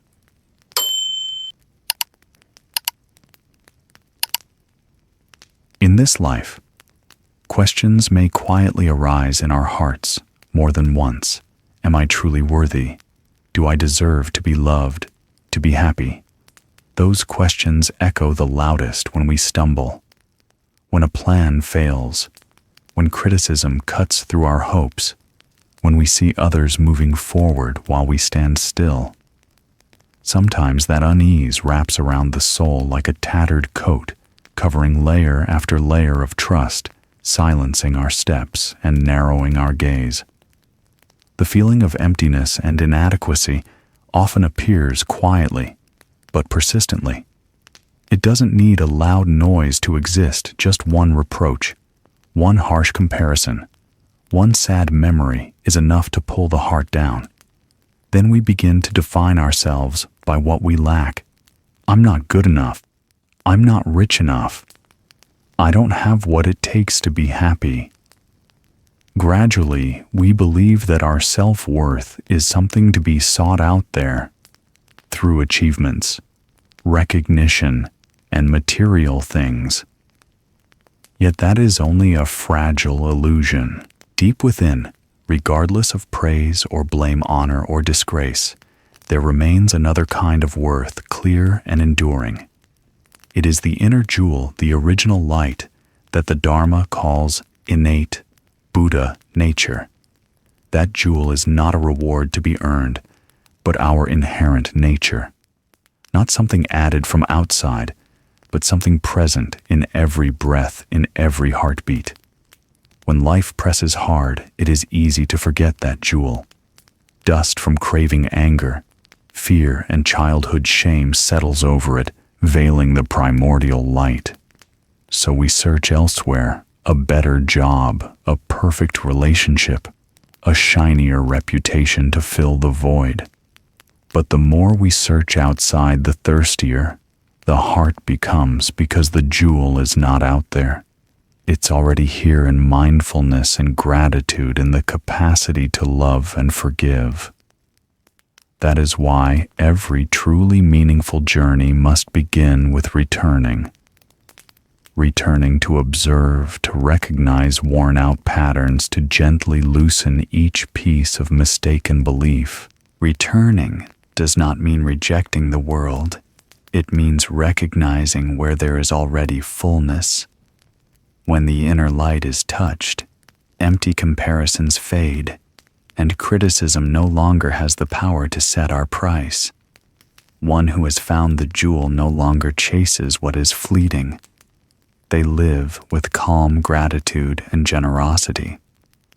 Someone might ask, if Buddha nature is already present, why doesn't everyone recognize it from the start? The answer lies in the nature of ignorance habits, psychological wounds, and the inner voice of self-criticism often drown out the voice of our original nature. But one thing is certain: the jewel never disappears. It simply waits for a moment of awakening, a pause deep enough to look within. So how do we meet that jewel again? There are simple paths.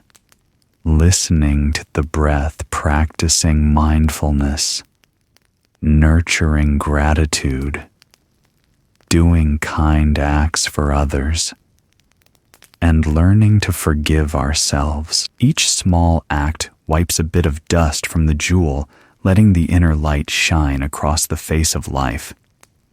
When that light turns on, life is no longer a string of painful questions, am I enough, but becomes the answer, I have always been enough. In the end, remember worth does not need to be proven. It is an already present reality, like breath on a sunny day, like the sun still shining behind the clouds.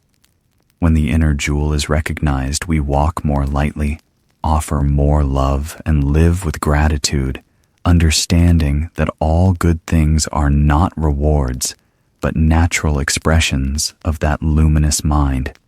The story I'm about to tell you has been passed down through generations as a reminder that we are already complete. We only feel lacking because we forget. Long ago, in a small village at the foot of distant mountains, there was a beggar named Aravind.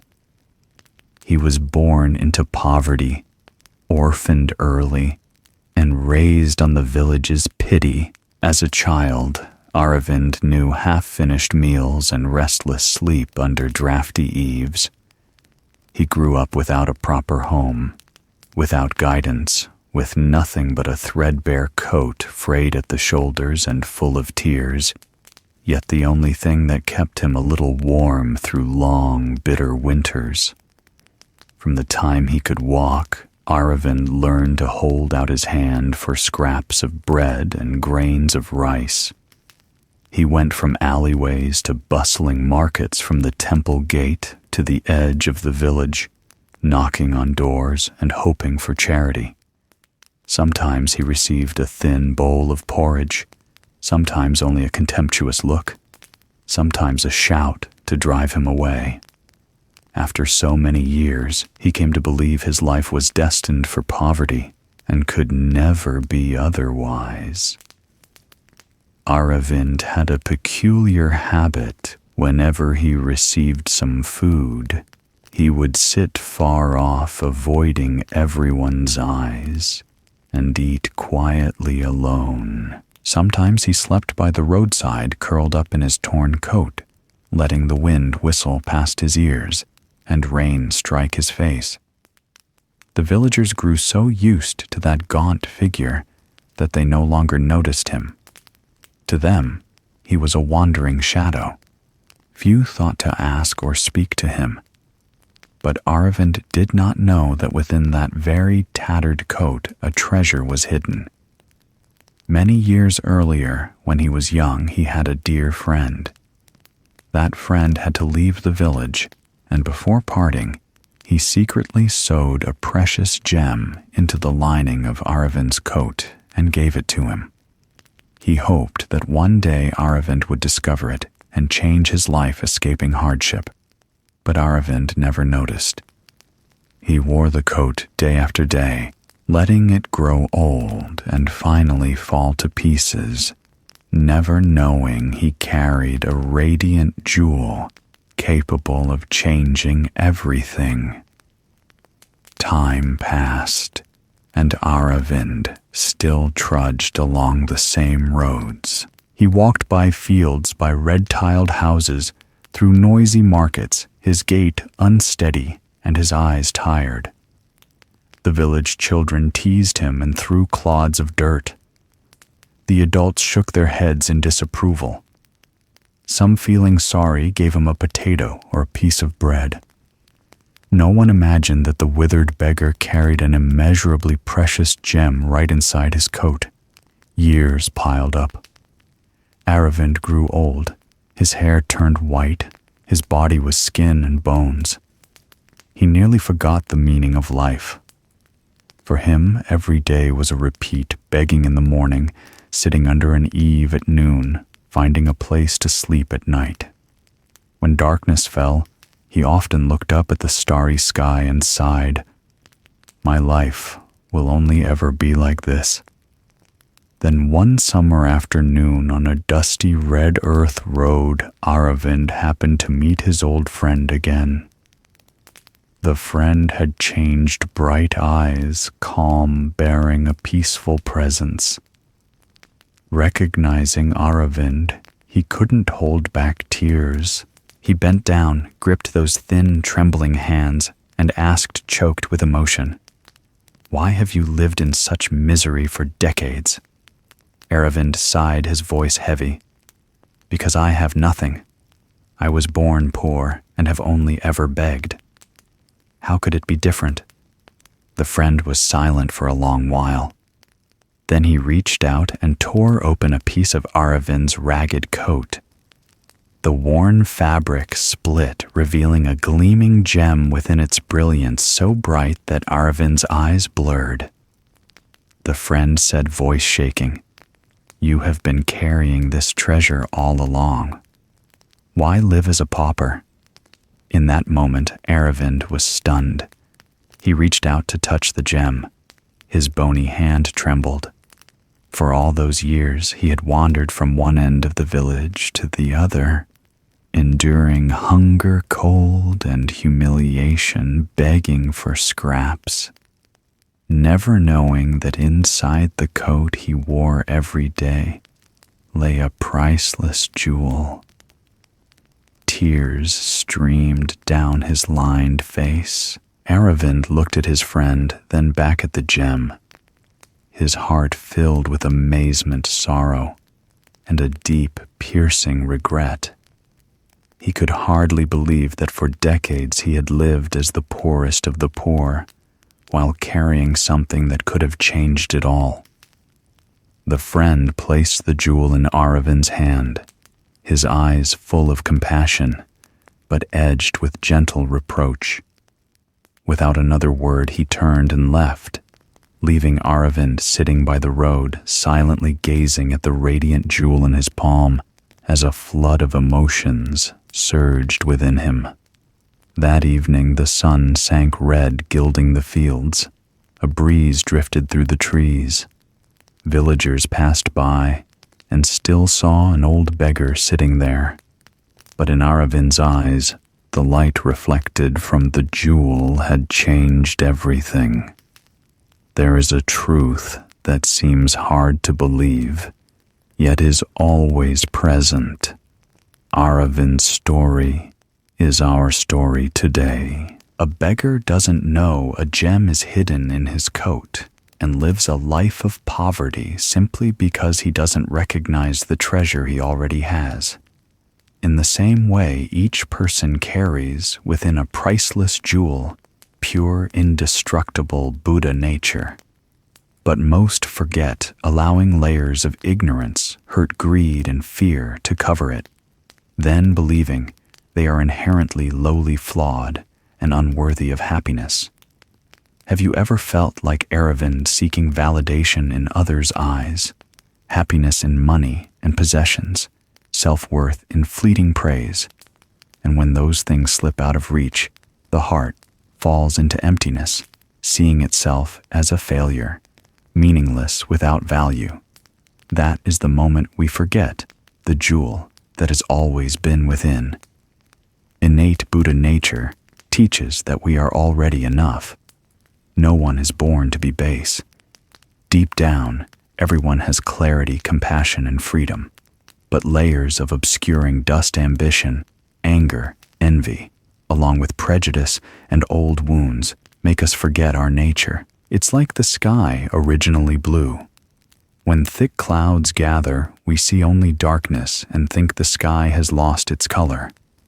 Some will ask, how can we be sure the jewel truly exists within? This is not blind belief. Modern science in its own language has offered confirmation. Neuroscientists have found special regions in the brain always ready for kindness, connection, and love. When we practice gratitude, cultivate compassion, or simply help others, the body releases oxytocin and dopamine chemicals that generate feelings of happiness, bonding, and peace. Thus, our tendency toward goodness and capacity for decency is not borrowed from outside. It is an innate potential waiting to be awakened. Imagine someone who lives a lifetime in shame and inferiority. thinking they have no worth. That person is like Aravind, roaming in search of scraps of happiness. But once they turn inward, practice mindfulness, learn to love themselves and forgive themselves, they will touch the jewel within. Recognizing it, they no longer live like a beggar for bits of affection, but become a lamp radiating peace in the night. The jewel has never been lost. No matter how many storms we face, how many hurts we suffer, how often we are buried in disappointment and darkness, that luminous nature remains intact. Just as the sky is always blue even when clouds cover it, just as the river still flows even when rocks block its path, nothing can chip that essence. The only task is to remember, recognize, and remove the dust. The lesson Aravind's story leaves us is a reminder. Stop chasing worth outside. Even if you gain power, fame, or wealth, those are only temporary shells. True worth is already inside the jewel shining in your heart. When you return and recognize it, you will see that you have always been enough whole and lacking nothing. When innate Buddha nature is understood, the heart naturally changes. We no longer belittle ourselves, nor do we become arrogant, because we know that every person, rich or poor, successful or not, carries the same precious jewel.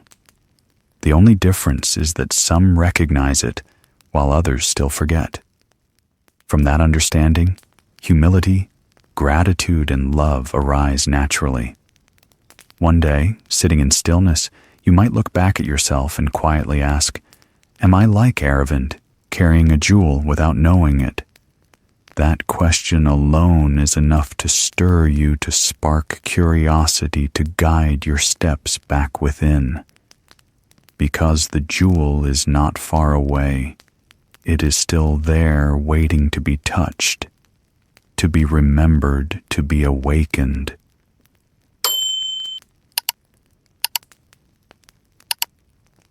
There is one thing everyone in this life experiences: suffering.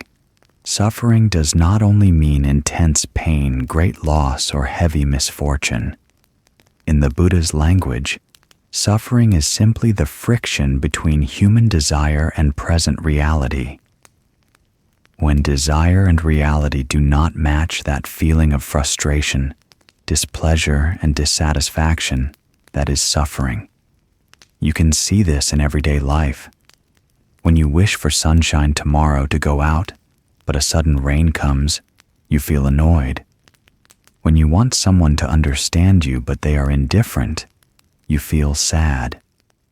When you expect work to go smoothly, but obstacles arise, you feel disappointed. All those emotions, whether small or large, are different forms of suffering. Suffering is not always tied to tragedy.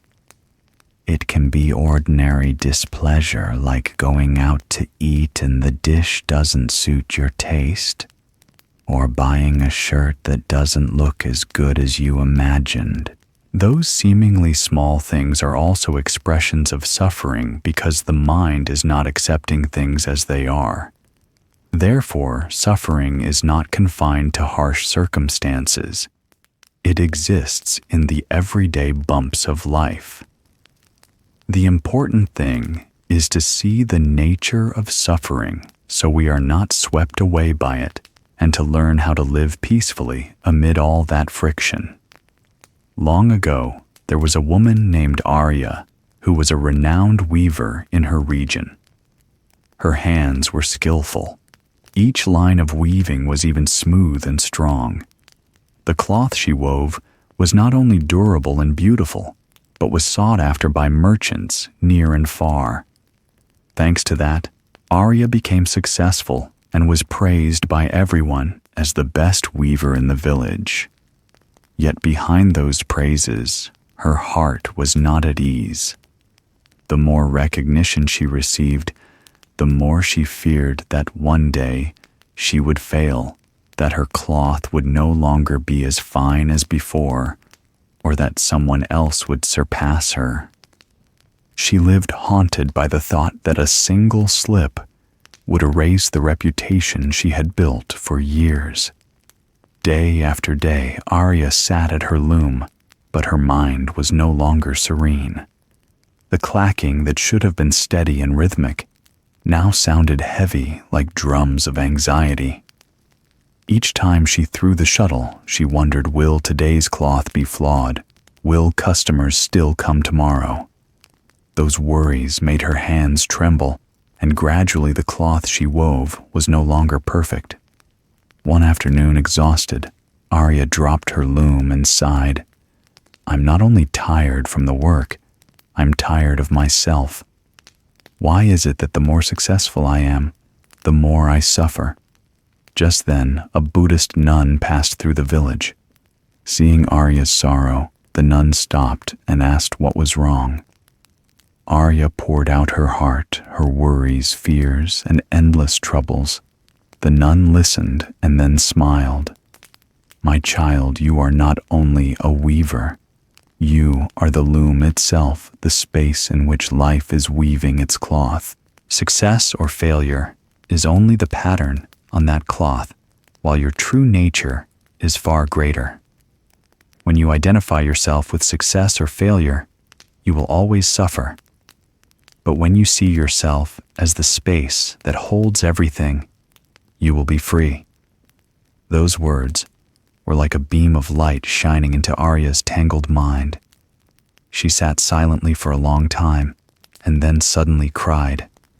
She realized that all this time she had let the label weaver bind her, forgetting that her true being is not limited by any role. From then on, Arya returned to weaving, but no longer with fear. She wove in peace, knowing she was not only success or failure, but a part of a vast life.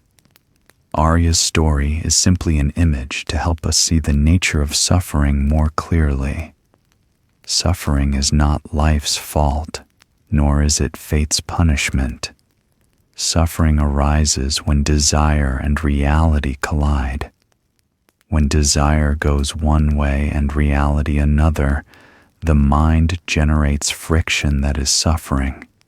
A child wants their parents to always be gentle, but parents sometimes get angry. A husband wants his wife always to understand him, but sometimes she does not. An employee wants work to always go well, but sometimes failure happens. Suffering is born from that very difference. And because life is always changing with many things beyond our control, suffering becomes an inevitable part.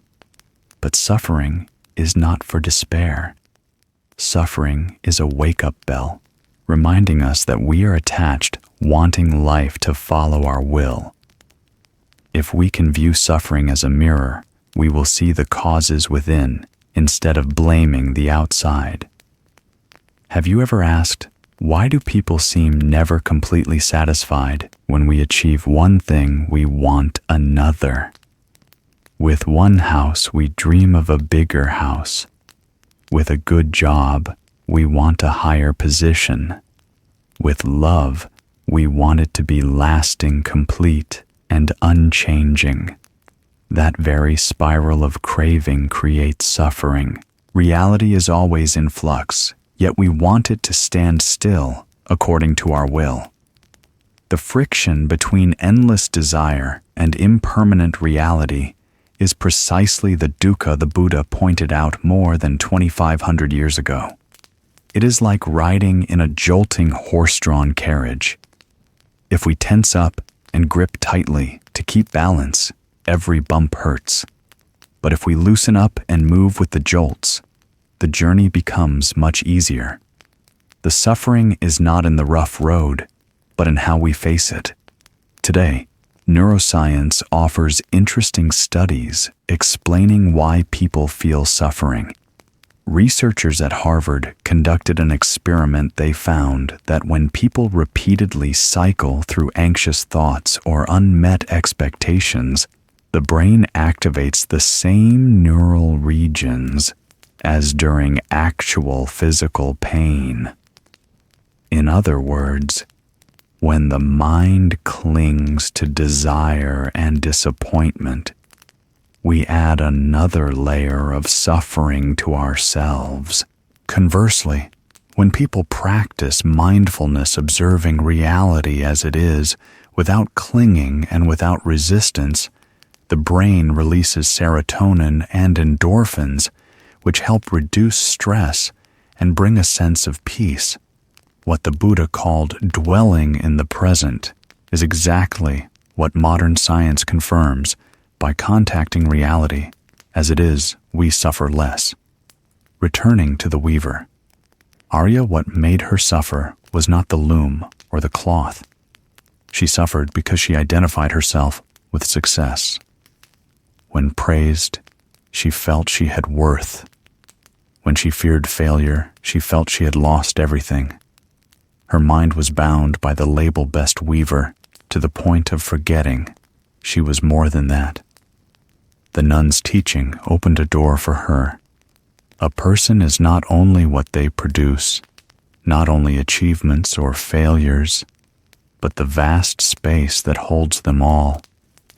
If we regard ourselves as only our emotions, then when happy, we feel worthy, and when sad, we feel worthless. But if we see that we are the space wider than emotions, then joy and sorrow, success and failure, are just clouds passing through the sky of the mind.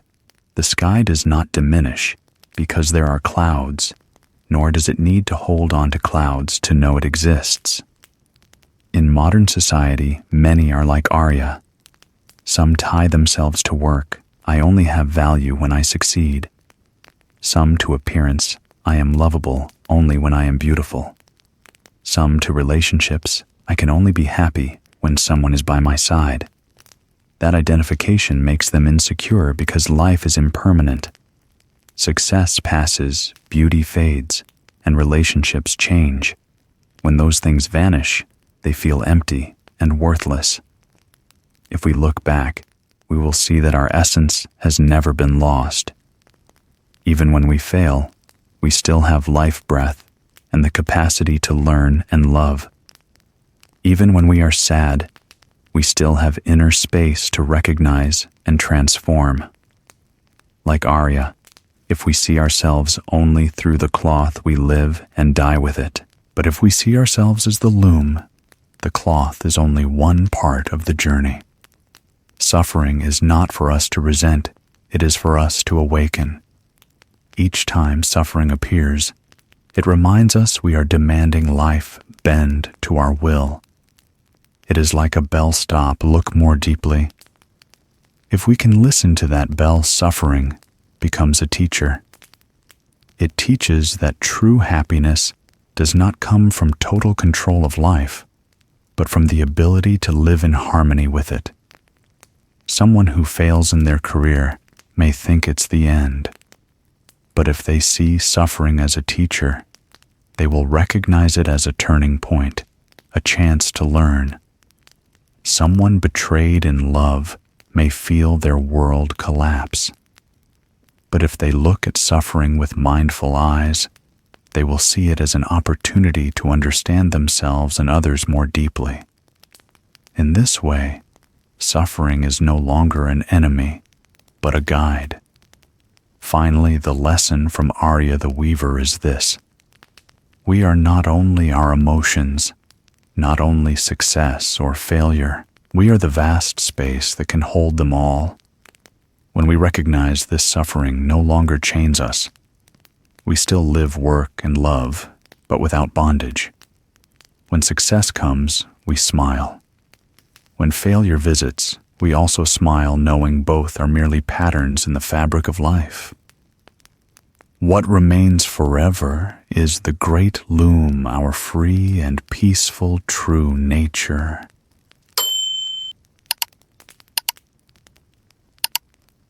Mindfulness, as taught by the Buddha, is the ability to fully recognize the present moment without judging, without chasing the past, and without hastily worrying about the future. It sounds simple, But you'll probably agree that truly living fully in each moment is one of the hardest things to do. Ask yourself, how many times have you sat down just to drink a glass of water without your mind jumping to 100 other thoughts, just feeling the cool taste spread across your tongue, the clarity flowing down your throat? In reality, we rarely do that. The nature of the mind is to always be restless like a monkey swinging from branch to branch, barely stopping in one place before leaping to the next. When eating, we rarely truly taste our food. We often chew while thinking about unfinished work, upcoming appointments, or yesterday's troubles. When working, instead of focusing on the task at hand, we daydream about the weekend. When resting, when we're supposed to relax, our minds are busy planning for tomorrow. And so, the mind is rarely where the body is. The body sits here, but the mind wanders everywhere. It is this very absence that makes us easily tired, anxious, and uneasy, because we are not truly living with what we have. We don't savor the meal we're eating. We don't enjoy the water we're drinking. We aren't fully with the person beside us. We spend our whole lives busy, yet lack true presence. Mindfulness doesn't bring anything new. It simply brings us back to where we've always been, the present moment. It's a simple return, but a powerful one. When mind and body meet again like two old friends embracing after many years apart, we immediately feel a lightness. The breath becomes a refuge. Each step becomes a foundation. A sip of water, a smile suddenly becomes a gift. Practicing mindfulness is the art of living. It's learning to stop in the whirl of everyday life. It's like pulling the brake on a cart racing downhill. Not to stop completely, but to steer to see the road clearly. Then you realize peace isn't far away. It's right here in this moment, in each breath, in each step you take. Long ago, in a faraway kingdom, where mountains and plains stretched one after another, there was a gifted archer named Liana. She was famous throughout the land for eyes bright as stars, hands steady yet graceful, and a spirit as calm as a lake at dawn. People often said that whenever Liana drew her bow, the arrow never missed. From small birds flying at a distance to a leaf trembling on a high branch, her arrows always found their mark. Her fame reached the royal court. One day, a young prince heard the tales and was half skeptical. He wanted to see for himself whether it was true or just popular rumor. He ordered a tiny bullseye set up in the center of a vast square. Not only that he had war drums, thunder lively music blare, and invited thousands of villagers to witness it. His intention was clear. If Liana could hit the mark in such chaos, then her skill was truly extraordinary. On the day of the trial, the square was packed. People jostled. Cheers roared like ocean waves. The pounding drums shook the ground. The scene felt like a real battlefield, with every eye fixed on one point, Liana. The archer stepped into the square. On her shoulder was the flexible wooden bow that had accompanied her for years. The noonday sun reflected in her eyes, bright and serene. She looked around at the thousands of people at the tiny bullseye in the distance. But instead of letting her mind be disturbed, she closed her eyes and took a deep breath. The noise around her seemed to fade far away. She relaxed her shoulders, felt her feet on the ground, listened to her breath going in and out of her chest. Then she opened her eyes and raised the bow. All her attention gathered into a single moment.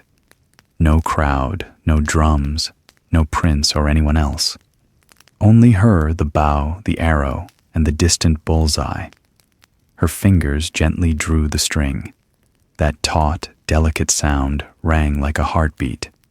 She held her balanced eyes fixed on the target, and in that moment there was nothing but complete presence.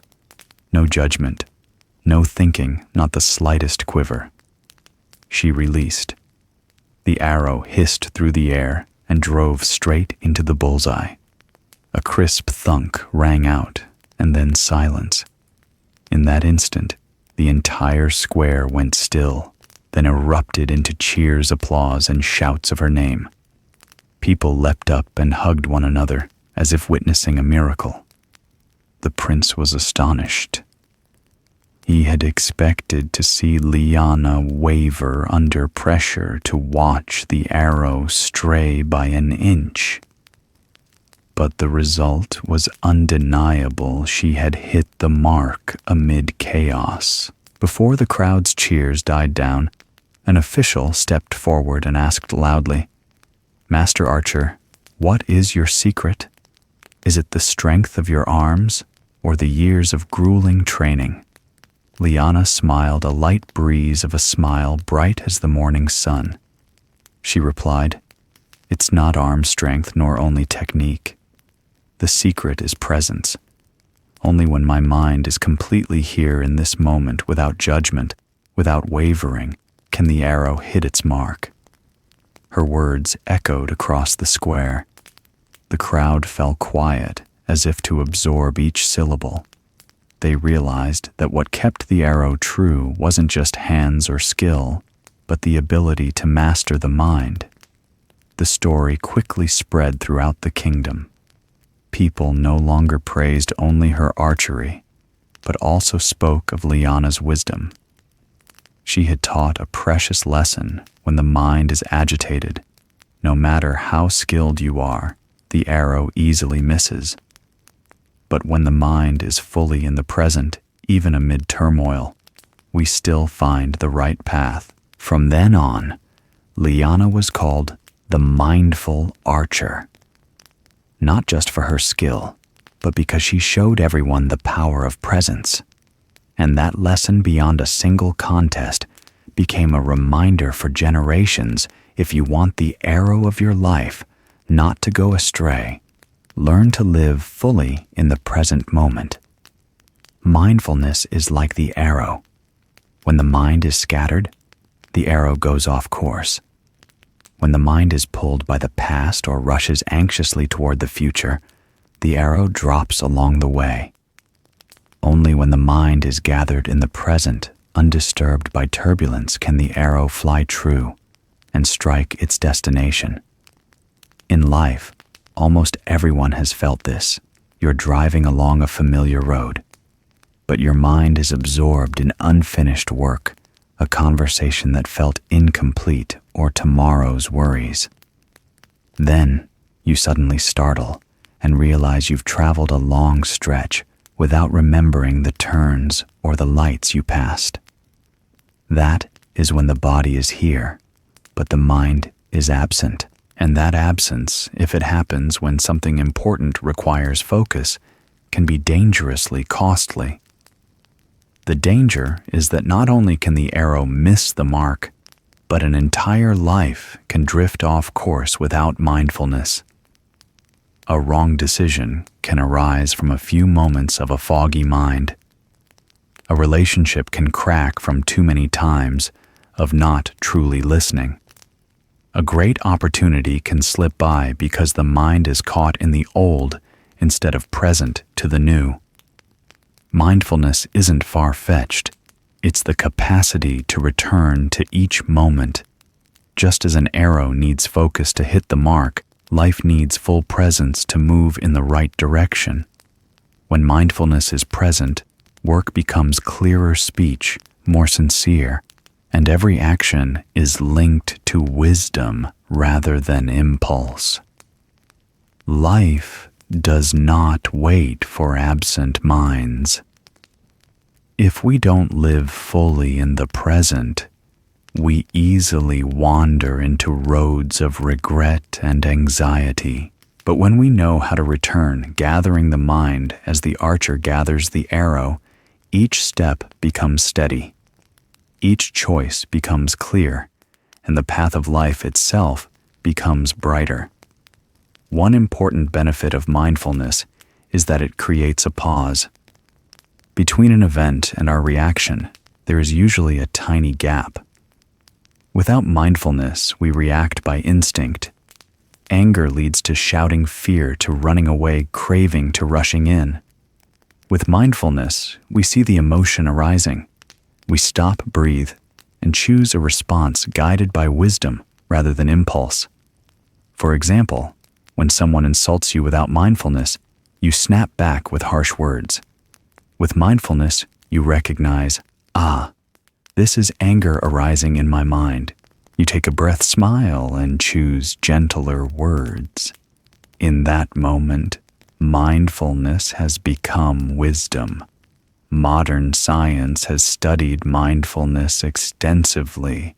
Neuroscientists at the University of Massachusetts have shown that when people practice mindfulness meditation regularly, the prefrontal cortex responsible for self-control and decision-making becomes more active, while the amygdala, the center of fear and anger responses, calms down. This means mindfulness truly helps reduce impulsive reactions and increases our capacity for wise choice. In other words, mindfulness is a soft brake for the mind. It doesn't erase emotions. It helps regulate speed so we don't crash into the cliffs of anger and anxiety. Many people think mindfulness belongs only in the meditation hall.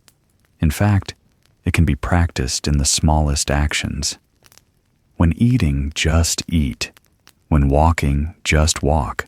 When washing dishes, just wash. Imagine holding a hot cup of tea. Instead of drinking while checking your phone, you set the phone down. Watch the steam rise, inhale the tea's fragrance. Take a sip and feel the warmth spread. That is mindfulness. An ordinary act suddenly becomes a little miracle. Mindfulness not only improves focus, it also heals. Many medical studies show that when patients with cancer, anxiety, or depression practice mindfulness, stress levels drop significantly, sleep improves, and the immune system becomes stronger. This is easy to understand. With mindfulness, we wander less through painful memories or anxious projections. The mind rests in the present, the body relaxes, and the nervous system rebalances. Like a lake, when the ripples stop, the water clears and can reflect the whole sky. Mindfulness is not a strange technique, but a natural capacity we all have. Liana, the archer's story, reminds us only with full presence does the arrow hit the mark. Likewise, only by living fully in this moment does our life move in the right direction. If you learn to live with mindfulness, you'll see work grow less stressful, family conflicts ease, and the mind grow less anxious, because you've learned to pause, breathe, and choose your response with wisdom.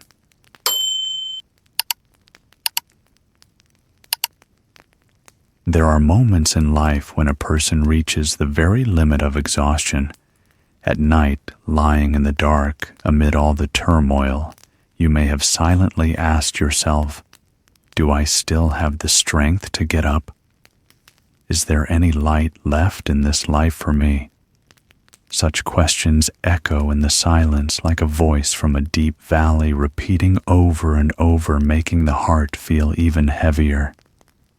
Everyone has times when life pushes them into a corner, an unexpected upheaval, a door slammed shut, a loved one passing away, a dream suddenly extinguished. All of it can make us believe we are small, powerless, and that this darkness will never lift. Many people, when they fall into that situation, think they have reached their limit, that there is nothing left in life to hold on to. But the strange thing is, no matter the circumstances, there is always a small flame within each person. That flame may be obscured by dark clouds it may seem on the verge of going out, but in truth, it has never disappeared. The Buddha called this the original clear mind, a pure foundation inherent in all beings.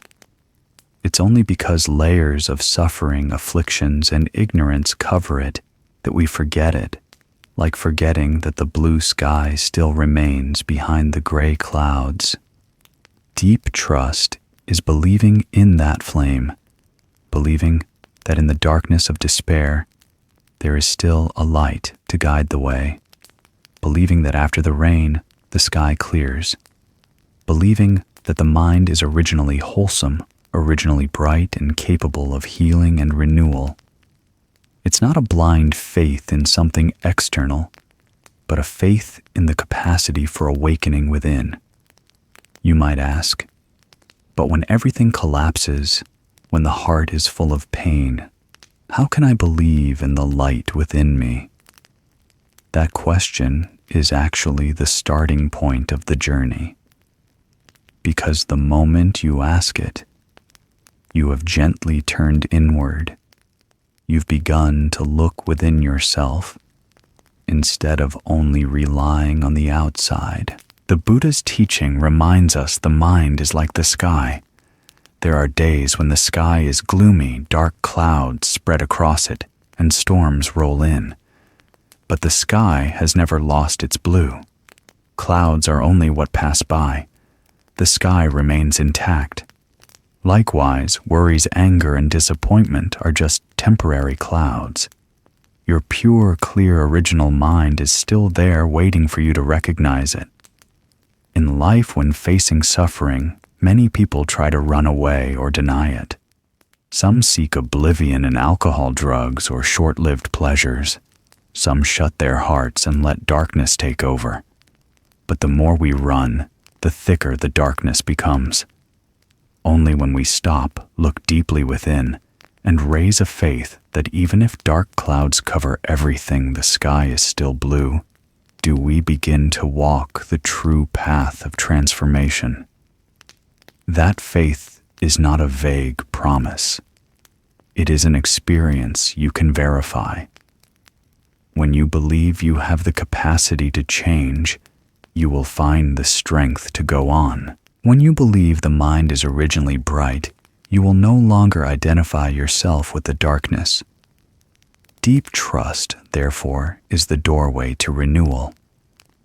In the Buddha's teaching, there is a fundamental truth: the human mind is originally pure, originally pristine. It's only because of ignorance, greed, anger, and delusion that we no longer see that nature. Like a precious jewel buried beneath mud or a blue sky covered by dark clouds, the light of the original mind is not lost, only temporarily obscured. This is very different from common notions. Many people believe that human nature is inherently selfish, greedy, and angry, and only through education or morality can it be straightened out. But the Dharma does not see people that way. The Dharma points out that negative emotions are only temporary clouds. The root, the deepest original mind, is still bright, vast, and full of the potential for awakening. Imagine a glass of clear water. When a few drops of ink are added, the water becomes murky. But the nature of the water is not murky. The murkiness comes from an external cause. If left undisturbed, the ink settles and the water becomes clear again. The human mind is the same. Anger, worry, and fear are merely temporary drops of ink. They cannot alter the originally clear nature. For that reason, the Buddha taught, this mind is originally radiant. It is only defiled by passing impurities. That saying is like a reminder: do not hastily identify yourself with suffering.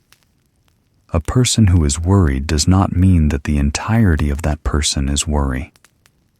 A person who is angry does not mean their essence is anger. Emotions come and go, while the original mind remains unchanging and clear. If you understand this, you will feel lighter. Instead of thinking I am bad, I am flawed, you can recognize I am only being obscured by a layer of cloud. Clouds can be thick, can be dark, but they are not permanent. The sun still shines behind them. And our task is not to create a new sun, but to learn to recognize it, to part the clouds, so we can see the light that has always been there. This matters because many people live with shame and self-doubt, believing they don't deserve happiness. But if you understand the Buddha's teaching, you'll see no one is born lacking inner light. That light is present in everyone, rich or poor, bright or dull, successful or struggling. The difference is only this: some know to turn back and recognize it. Some forget and are swept away by the cloud cover. In reality, there are times when people behave selfishly, angrily, and greedily. But that is not proof that their essence is bad. It only shows they have forgotten their inner light. Look at a newborn child, at the clarity in their eyes, free of calculation, full of curiosity and affection. That is the original mind. Over the years, collisions, wounds, and prejudices stick to it, making that gaze gradually lose its original clarity. But the light has never gone out. If we know how to return, it will shine again. Recognizing the clear original mind does not mean denying the existence of suffering. On the contrary, it allows us to see suffering as temporary. A person in depression may think all of me is darkness, but the Buddha's teaching says, no, the darkness is only covering things. The light is still there. This creates faith that anyone can transform, because they have never lost their original light. If the mind is originally clear, then what do we need to do? Not to create something new, but to come back and recognize it.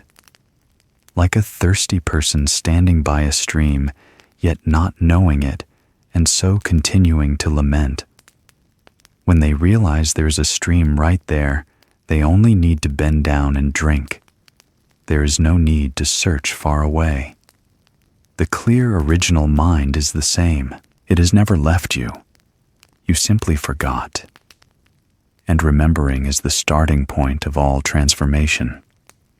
Long ago, in a small monastery nestled along a mountainside, there was a young meditator named Amara. She was intelligent, diligent, and carried in her heart a great aspiration to find the path of liberation for herself. Yet, like many on the path of practice, Amara stumbled more than once before the storms within her own mind. There was a period when Amara fell into despair. Each morning upon waking, her heart felt like a stone pressing down. The faith and enthusiasm she once had seemed to vanish. When she sat in meditation, she couldn't be still for even a minute. Her mind was full of self-reproach. I'm useless, I will never awaken. I'm just wasting my life. Day after day, those thoughts covered Amara like dense black clouds. Whenever she looked up at the sky, she felt as if the light had disappeared. No hope, no joy. Everything seemed to be only a dull gray. One afternoon, nearly giving up, Amara sought out her old teacher. Her eyes were red, her voice choked. Master, I feel as if I've lost everything. My mind is dark. There's not a single ray of light left. I'm afraid I'll be bound in darkness for the rest of my life. The teacher listened, then smiled gently. He didn't rush into long explanations. He simply pointed to the sky that day. It was full of dark clouds, winds gusting clouds, churning and covering all sunlight. He asked, "Do you see the sky?" Amara looked up and answered wearily, "I only see dark clouds. I can't see any blue sky at all." The teacher shook his head slightly. "Wrong. The blue sky is still there. It has never disappeared. It's just that right now the clouds are covering it." Those simple words were like an arrow straight to Amara's heart. She sat silently, letting her teacher's words echo within. The sky remains blue behind the dark clouds. In that moment, she suddenly understood the originally clear mind never disappears. No matter how dark the emotions, no matter how thick the negative thoughts, the original mind is still there, quiet, unmoving, unharmed. Tears fell, but this time they were not tears of despair. They were tears of recognition. From that day on, Amara no longer tried to drive away the clouds in her mind. Instead, she learned to sit still, to observe, to accept them as part of the sky. She believed that even if today the clouds were heavy, sooner or later, the wind would carry them away, and the light would shine again. Over time, her practice gradually bore fruit. Dark days still came, but she was no longer afraid. Whenever darkness covered everything, she remembered her teacher's words. The sky remains blue behind the dark clouds, and that alone was enough for her to sit with herself without running, without despair. Amara's story became a living testament to the Buddha's teaching. Deep trust is not faith in something vague. It is faith in the ever-present, clear, original mind. Faith that behind the layers of afflictive clouds the light has never been lost. Faith that human nature is not suffering but vastness and radiance. Without that faith, Amara might have given up and lost her path. But by trusting the light within, she had the courage to continue to live fully with each breath, each present moment. And so it is for you. Whenever life reels, when sadness, fear, or despair cover everything, remember that the sky is still there behind it all. Clouds can cover, but they cannot destroy. Just as suffering can lead you astray, it cannot extinguish your originally clear mind. Amara's story is not just an old monastery tale. It mirrors life today where countless people are still covered by dark clouds in their minds. You may not live in a temple. You may not be a meditator, but pause a moment to listen to your life. How many times has your mind felt like a sky covered in dark clouds? Perhaps when you failed at work, when efforts built over a long time suddenly seem to vanish into thin air. Perhaps when a relationship broke apart, leaving a cold emptiness. Or when you stood amid mounting debt, illness, loss, and wondered, is there anything left to hope for? In those moments, the mind often cries out, everything is over. There is no light left. But the truth is that light has never disappeared.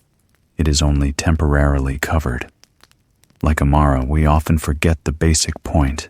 The original mind is clear and cannot be destroyed by external changes. Like the sky, no matter how fierce the storm, the blue essence remains intact. Deep trust in the clear original mind is like a small lamp lit in the night. It doesn't banish the darkness all at once, but it's enough to light the path for you to take one step at a time. Not a few people mistake trust for something vague, merely comforting. But think about it. If in the night you didn't trust that the sun would rise tomorrow, would you have the patience to wait? If you didn't trust that a wound could heal, would you have the courage to bandage and care for it? Trust is not illusion. It's the very substance that nourishes inner strength. so a person doesn't collapse before the dark. Science has also confirmed this. Researchers in positive psychology have found that people who maintain trust in life's meaning tend to overcome crises better. When you believe you can recover, your body releases chemicals that support healing, reduce stress, and strengthen the immune system. This shows that trust is not just a mental feeling, it directly affects physical health. In modern life, dark clouds take many forms. Sometimes it's work pressure that keeps you up all night with worry. Sometimes it's comparing yourself with others on social media, making you feel small and inferior. Sometimes it's psychological wounds from childhood that still cling to you now. But remember, like Amara, you don't need to fight the clouds. The more you resist, the thicker they grow. What you need is simply to trust that behind everything, the sky is still blue. That trust gives you the patience to sit, observe, and wait for the wind to carry the clouds away. Try a simple practice whenever you feel engulfed in darkness. Close your eyes, take a deep breath, and tell yourself, the sky remains blue behind the dark clouds. The light within me has never been lost. That small reminder can be the rope that pulls you back from the brink. Looking more broadly, Amara's story also reflects humanity as a whole. Today's world is full of war, disasters, injustice, and poverty. Many lose faith in human kindness and in the future. But if we forget the clear original mind, society will keep spinning in the cycle of hatred and despair. So long as people believe that each person's nature holds a seed of goodness, we still have a chance to build trust, forgiveness, and compassion. Just as Amara didn't give up because she believed in the blue sky, humanity can only overcome trials by holding fast to the belief that light still exists behind the clouds of suffering. The important lesson from this story is, do not mistake yourself for the clouds of affliction. You are not anger, not failure, not despair. You are the vast sky capable of containing it all without being identified with any single cloud. As long as you keep a deep trust in that light, you will never lose your way. A deep trust in the inner light is not far off. It is the key that opens the door of freedom for each person. When you believe the mind is originally clear, you no longer identify yourself with sadness, anger, or failures. Those emotions are merely clouds passing across the sky. They may be thick, they may cover everything, but they cannot erase the blue that is inherently there. There will be times you feel exhausted, like Amara in her despair.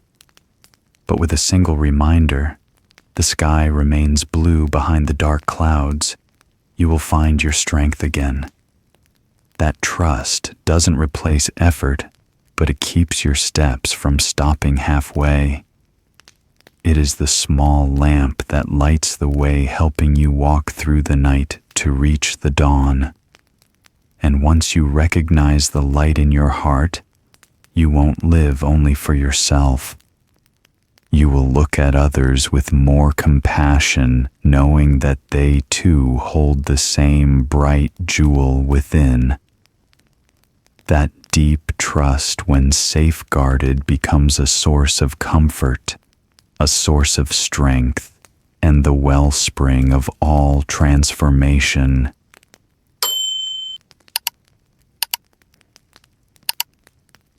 In life, probably each of us has complained at some point about heavy work, about others not treating us as we expected, about life not being as full as we want.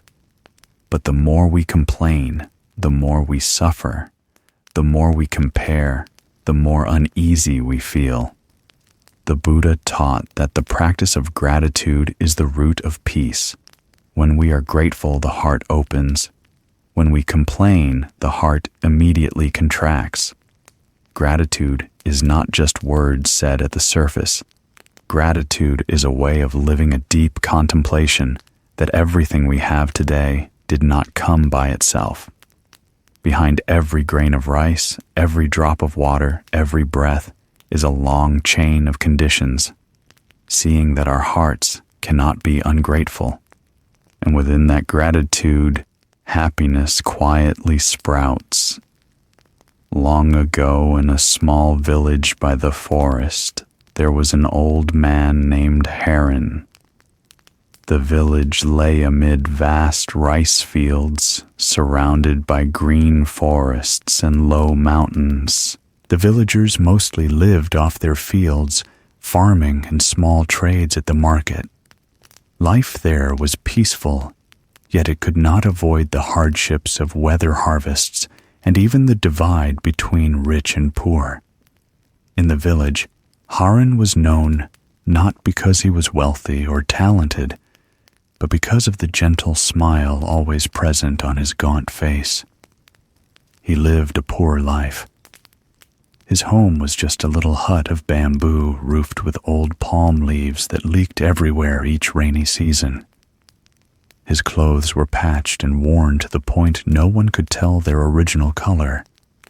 His daily meal was just a bowl of plain rice and sometimes some boiled greens.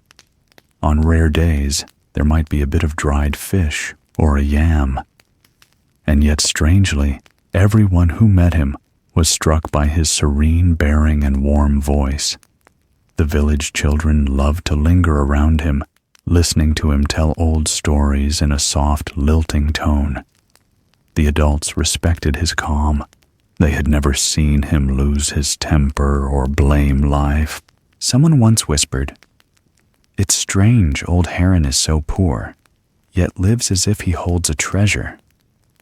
How is he happier than the rich in this village?" What they didn't know was that his secret lay in a small but deeply powerful habit he kept his whole life. At mealtime, even if he had only a bowl of rice with boiled greens and a pinch of salt, Heron never ate right away. He sat upright, pressed his palms together, bowed his head, his eyes half closed, his lips whispering, "Thank you to heaven and earth for balanced sun and rain so the rice plants could be green. Thank you to the land that nourished the grain into golden heads. Thank you to the sweat of farmers who plowed and tended day after day. Thank you to the hands that lit the fire and cooked this bowl of rice. Thanks to all of this today, I am nourished by the gift of the earth and sky." Just a few simple words, but to Heron, it was a sacred ritual. He never saw a meal as merely filling his stomach. He always treated it as a time to remember the kindness of heaven and earth and of countless people. Every day was like that. Not a single meal went without those words of gratitude. Villagers often witnessed this scene. They saw him sit quietly before his bowl of rice, his eyes shining with a deep joy. A child asked his mother, "Why does Grandpa Heron eat rice like he's praying?" The mother smiled and shook her head, but felt respect rise within. "He's grateful for everything, child. That's why he's so happy." One afternoon, after coming back from the fields, a few villagers gathered under the banyan tree, saw Heron resting, and asked Grandpa Heron, "You're so poor. How are you always cheerful? If we were you, we'd have been lamenting our fate long ago." Heron smiled, his wrinkled eyes still clear. "I already have so much. Each grain of rice is the whole sky and earth. Each breath is all of life. Why would I complain?" Hearing this, everyone fell silent. His words seemed simple, yet like a keen blade they cut straight to the heart. Someone suddenly thought, I have a big house, many fields, meals full of meat and fish, yet I'm always anxious and dissatisfied. But Grandpa Heron with just rice and greens is this at peace. Isn't happiness in the heart not outside time past? The years silvered Heron's hair. He still lived in his little hut and wore his old clothes, but his spirit never wavered. Each morning he strolled around the village, greeting people with a kind smile. Each evening he lit a small fire, ate a simple meal, and never forgot his familiar ritual of gratitude. The villagers noticed he was rarely seriously ill. Though old, he remained healthy and lucid. Children still chirped around him, calling him Grandpa Heron of the whole village. The elderly sought him out to chat and ask advice. And then, when old age truly came, Heron passed away in his sleep as gently as a leaf returning to its root. People said that when he died, there was still a peaceful smile on his face. The villagers held a simple funeral full of affection and respect. They mourned, not because he was gone, but because they would no longer see the gentle figure under the banyan tree, nor hear his simple yet profound reminders to be grateful. In everyone's memory, Heron lives on as proof that happiness lies not in possessions, but in a grateful heart. Old Heron's story makes anyone who hears it pause and reflect. In today's society, people easily complain about work not going as hoped, about family not being perfect, about material things not being enough. Our minds seem always turned outward, always wanting more, better, faster. But Heron, a man with almost nothing, lived happy and at peace thanks to a habit that seems small gratitude in every breath and every meal. He owned no property, no land, no gold or silver, but he possessed a priceless treasure, a grateful heart. And that treasure enriched his inner life, turning a materially poor man into someone rich in spirit. A person can be wealthy and powerful, but if the heart is always discontent and ungrateful, they will never feel enough. The sense of lack will cling to them like someone drinking seawater. The more they drink, the thirstier they get. Conversely, a person may be so poor they have only rice and greens, but if their heart overflows with gratitude, it can feel like sitting at a great feast. Gratitude is not self-soothing, nor is it resignation or acceptance of injustice. Gratitude is an awakened attitude toward life, a deep seeing that everything is formed by countless conditions. A grain of rice in the bowl comes not only from earth, water, sun, and rain, but also from the hands that sowed, tended, and harvested from the one who cooked, from many conditions coming together. When we see this, we understand we never exist alone. And seeing that truth clearly, how could we remain indifferent or full of complaints? Gratitude is the doorway to peace. It helps us pause not only to look at what's missing, but to see clearly what we already have. It turns the ordinary into the wondrous, a simple meal into a gift of earth and sky, a breath into the miracle of life. And when we are grateful, our hearts naturally open. Happiness then is no longer a distant goal, but a companion in each moment of life. Gratitude doesn't fill the belly, but it fills the heart. Gratitude doesn't make life less hard, but it makes the soul richer and more complete. It helps us live humbly to cherish things, and from that, to nourish compassion. Because when we are grateful for everything, it's hard to harm anyone or waste what we have. And in that very place, happiness appears not from what we gain outside, but from transformation within. Modern science has also proven the power of gratitude. Psychologists at the University of California once conducted an experiment. They divided a group into two. Each day, the first group wrote down 3 things they were grateful for. The second group wrote down 3 things that displeased them. After 10 weeks, results showed the gratitude group was not only happier, but also slept better, felt less stressed, and had noticeably improved physical health. When the brain experiences gratitude, it activates regions linked to happiness and connection. It releases dopamine and serotonin chemicals that steady the mind, reduce anxiety, and ease depression. This means that living in gratitude heals us from the inside out.